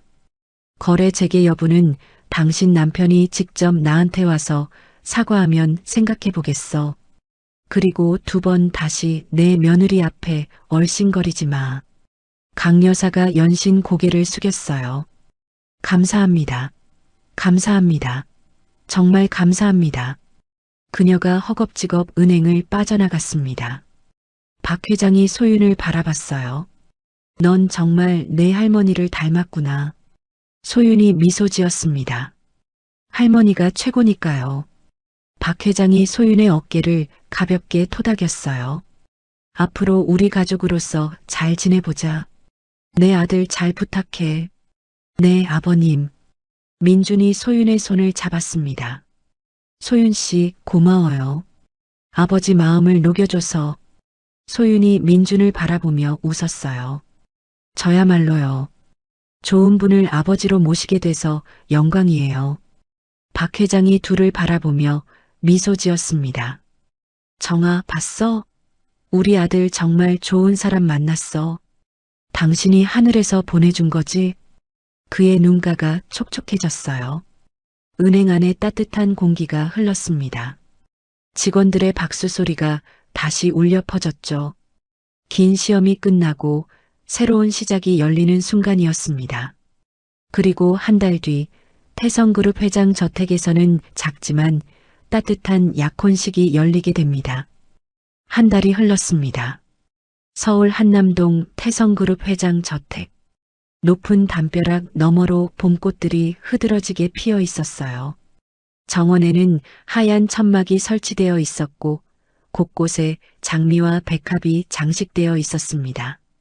오늘은 박민준과 이소윤의 약혼식 날이었어요.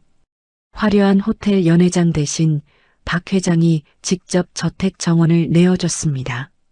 아내 정아가 생전에 가꾸던 정원이었죠.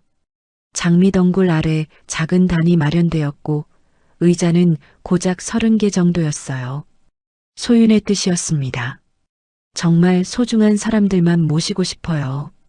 가족과 가까운 친구들, 그리고 소윤이 봉사하던 보육원 아이들. 아이들은 새 옷을 입고 들떠 있었어요. 소윤은 드레스룸에서 거울을 바라보고 있었습니다. 순백의 원피스를 입은 모습이 낯설었어요. 화려한 웨딩드레스가 아니라 소박하고 단정한 원피스였지만 그녀에게는 세상에서 가장 아름다운 옷이었습니다. 머리에는 작은 들꽃으로 만든 화관을 썼어요. 할머니가 살아계셨을 때 시장에서 사다 주시던 들꽃과 비슷했죠.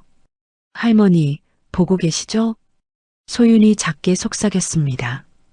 눈가가 촉촉해졌어요. 문이 노크 소리와 함께 열렸습니다. 박 회장이 서 있었어요.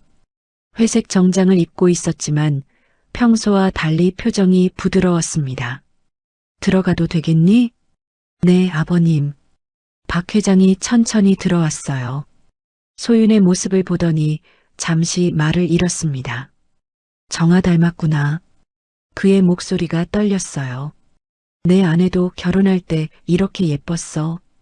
화려한 드레스 대신 소박한 한복을 입었지. 그때 내가 가진 거라곤 아무것도 없었는데 그래도 행복했어. 소윤이 조용히 들었습니다. 박 회장이 품에서 작은 주머니를 꺼냈어요. 낡은 천주머니였습니다. 세월의 흔적이 고스란히 묻어 있었죠. 이게 뭔지 아니? 소윤이 고개를 저었어요. 박 회장이 주머니를 열었습니다. 안에서 반짝이는 것이 나왔어요. 10원짜리 동전 하나였습니다. 소윤의 눈이 커졌어요. 이건 내가 처음 만났을 때 닦아준 동전이야. 박 회장의 목소리가 잠겼습니다. 그날 은행 바닥에 동전을 쏟았을 때 모두가 피하고 손가락질했어. 지점장은 경찰을 부르겠다고 소리쳤고 다른 직원들은 더럽다며 코를 막았지. 그가 동전을 손바닥 위에 올려놓았어요. 낡았지만 깨끗하게 닦여 있었습니다.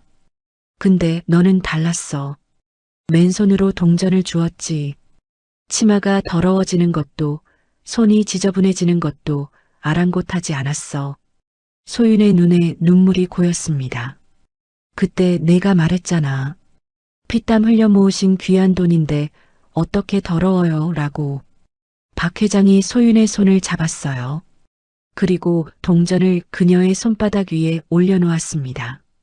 이 10원은 못난 시아버지가 널 의심하고 시험했던 부끄러운 돈이야. 하지만 내가 닦아줘서 세상 그 어떤 다이아몬드보다 빛나게 됐어. 그의 눈가가 촉촉해졌습니다. 이걸 며느리 예물로 받아주겠니? 우리 집에 와주렴. 소윤은 말을 잇지 못했어요. 눈물이 주르륵 흘러내렸습니다. 아버님, 미안했어. 처음부터 믿어주지 못해서, 조건만 보고 사람을 판단하려 해서. 박 회장의 목소리가 떨렸어요.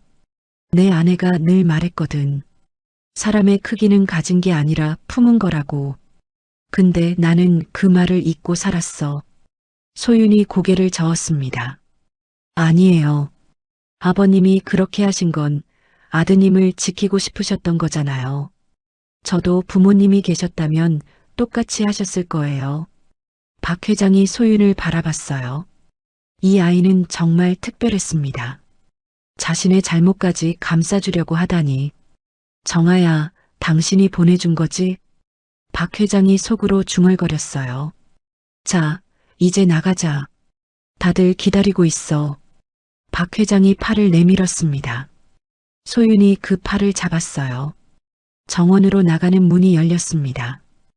햇살이 따뜻하게 쏟아져 내렸어요. 하객들이 일제히 고개를 돌렸습니다. 박수 소리가 터져 나왔죠. 보육원 아이들이 꽃잎을 뿌리며 환호했어요. 선생님 예뻐요.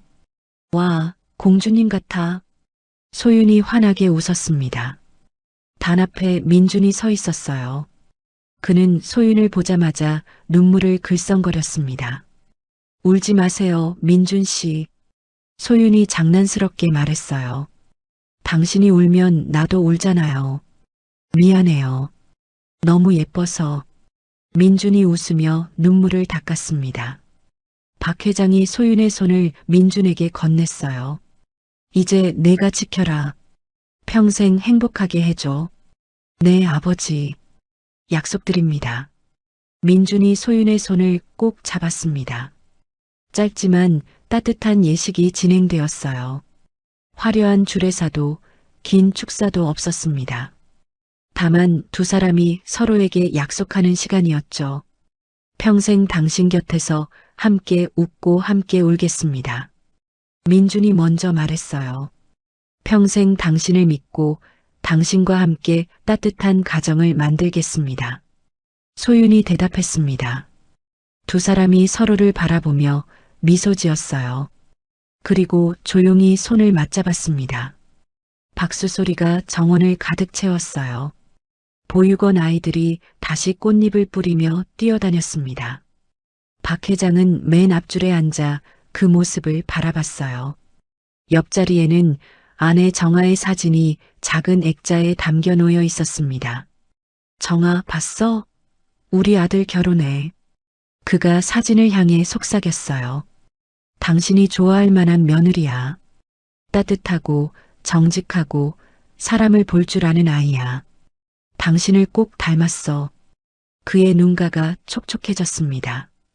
예식이 끝나고 작은 피로연이 이어졌어요. 정원 한쪽에 마련된 테이블에서 사람들이 음식을 나눠 먹었습니다. 아이들은 잔디밭을 뛰어다니며 놀았죠. 소윤이 박 회장에게 다가왔습니다. 아버님, 정말 감사합니다. 이렇게 예쁜 곳에서 약혼식을 할 수 있게 해주셔서. 박 회장이 고개를 저었어요. 내가 고맙지.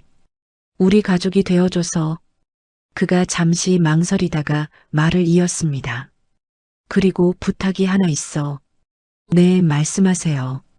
내 아내가 생전에 만든 복지재단이 있어. 거기 산하에 보육원도 있고, 내가 봉사하던 그곳도 우리 재단 소속이야. 소윤이 눈을 동그랗게 떴어요. 정말요? 응. 아내가 떠난 후로 내가 신경을 못 썼어. 너무 아팠거든. 하지만 내가 그곳에서 아이들을 돌보는 걸 보고 다시 용기가 났어. 박 회장이 소윤의 손을 잡았습니다. 앞으로 그 재단을 내가 맡아줬으면 해. 어려운 이웃을 돕는 일, 당신처럼 따뜻한 사람이 해야 해. 소윤의 눈에 눈물이 고였어요. 제가요? 저 같은 사람이요? 너 같은 사람이니까 부탁하는 거야. 박 회장이 따뜻하게 웃었습니다. 소윤이 고개를 숙였어요. 최선을 다하겠습니다, 아버님. 민준이 다가와 소윤의 어깨를 감쌌습니다. 소윤 씨, 축하해요. 이제 진짜 우리 가족이네요. 고마워요, 민준 씨. 세 사람이 함께 웃었어요. 해가 지기 시작했습니다. 하늘이 주황빛으로 물들었어요. 하객들이 하나둘 돌아가고 정원은 다시 고요해졌습니다. 박 회장은 혼자 정원 벤치에 앉아 있었어요. 손에는 아내의 사진을 들고 있었습니다. 정아, 나 잘했지? 그의 목소리가 떨렸어요. 이번엔 사람을 제대로 봤어. 당신이 늘 말했던 것처럼 가진 게 아니라 품은 걸 봤어. 바람이 불어왔습니다. 장미 꽃잎이 흩날렸어요. 꽃잎 하나가 박 회장의 어깨에 살포시 앉았습니다. 이게 당신이 보내는 신호인가? 잘했다고 하는 거지? 그가 꽃잎을 손에 받아 바람에 날려보냈어요. 꽃잎은 하늘 높이 날아올라 사라졌습니다. 저택 거실에서 웃음소리가 들려왔어요. 민준과 소윤이 함께 이야기를 나누고 있었습니다. 여보, 보육원 아이들 정말 좋아했죠? 응. 오늘 정말 행복했어. 우리도 나중에 아이 낳으면 따뜻하게 키우자. 그래요. 꼭 그렇게 해요. 박 회장은 그 대화를 들으며 미소 지었습니다. 정아, 우리 이제 쉬어도 되겠어. 아들이 좋은 사람 만났고 나도 다시 사람 사는 법을 배웠으니까. 그는 사진을 가슴에 품었어요. 밤이 깊어갔습니다. 하지만 저택에는 따뜻한 불빛이 켜져 있었어요. 오랫동안 차갑고 쓸쓸했던 그 집에 드디어 온기가 돌아온 거죠. 한 노인의 시험은 끝이 났습니다. 그리고 새로운 가족의 이야기가 시작되었어요. 10원짜리 동전 하나로 시작된 인연. 그것이 세상에서 가장 값진 보물이 되었습니다. 사랑과 믿음으로 이어진 진짜 가족의 이야기. 이렇게 그들은 오래오래 행복하게 살았습니다. 오늘의 이야기가 마음 한구석에 작은 숨결처럼 스며들었다면 앞으로도 당신의 하루에 조용한 위로가 되어드릴 이야기로 찾아오겠습니다. 구독과 좋아요는 큰 힘이 됩니다. 그리고 사연의 주인공을 위한 따뜻한 응원 한 줄 댓글에 남겨주세요. 당신의 오늘이 조금 더 행복하길 기원합니다. 인생우리였습니다.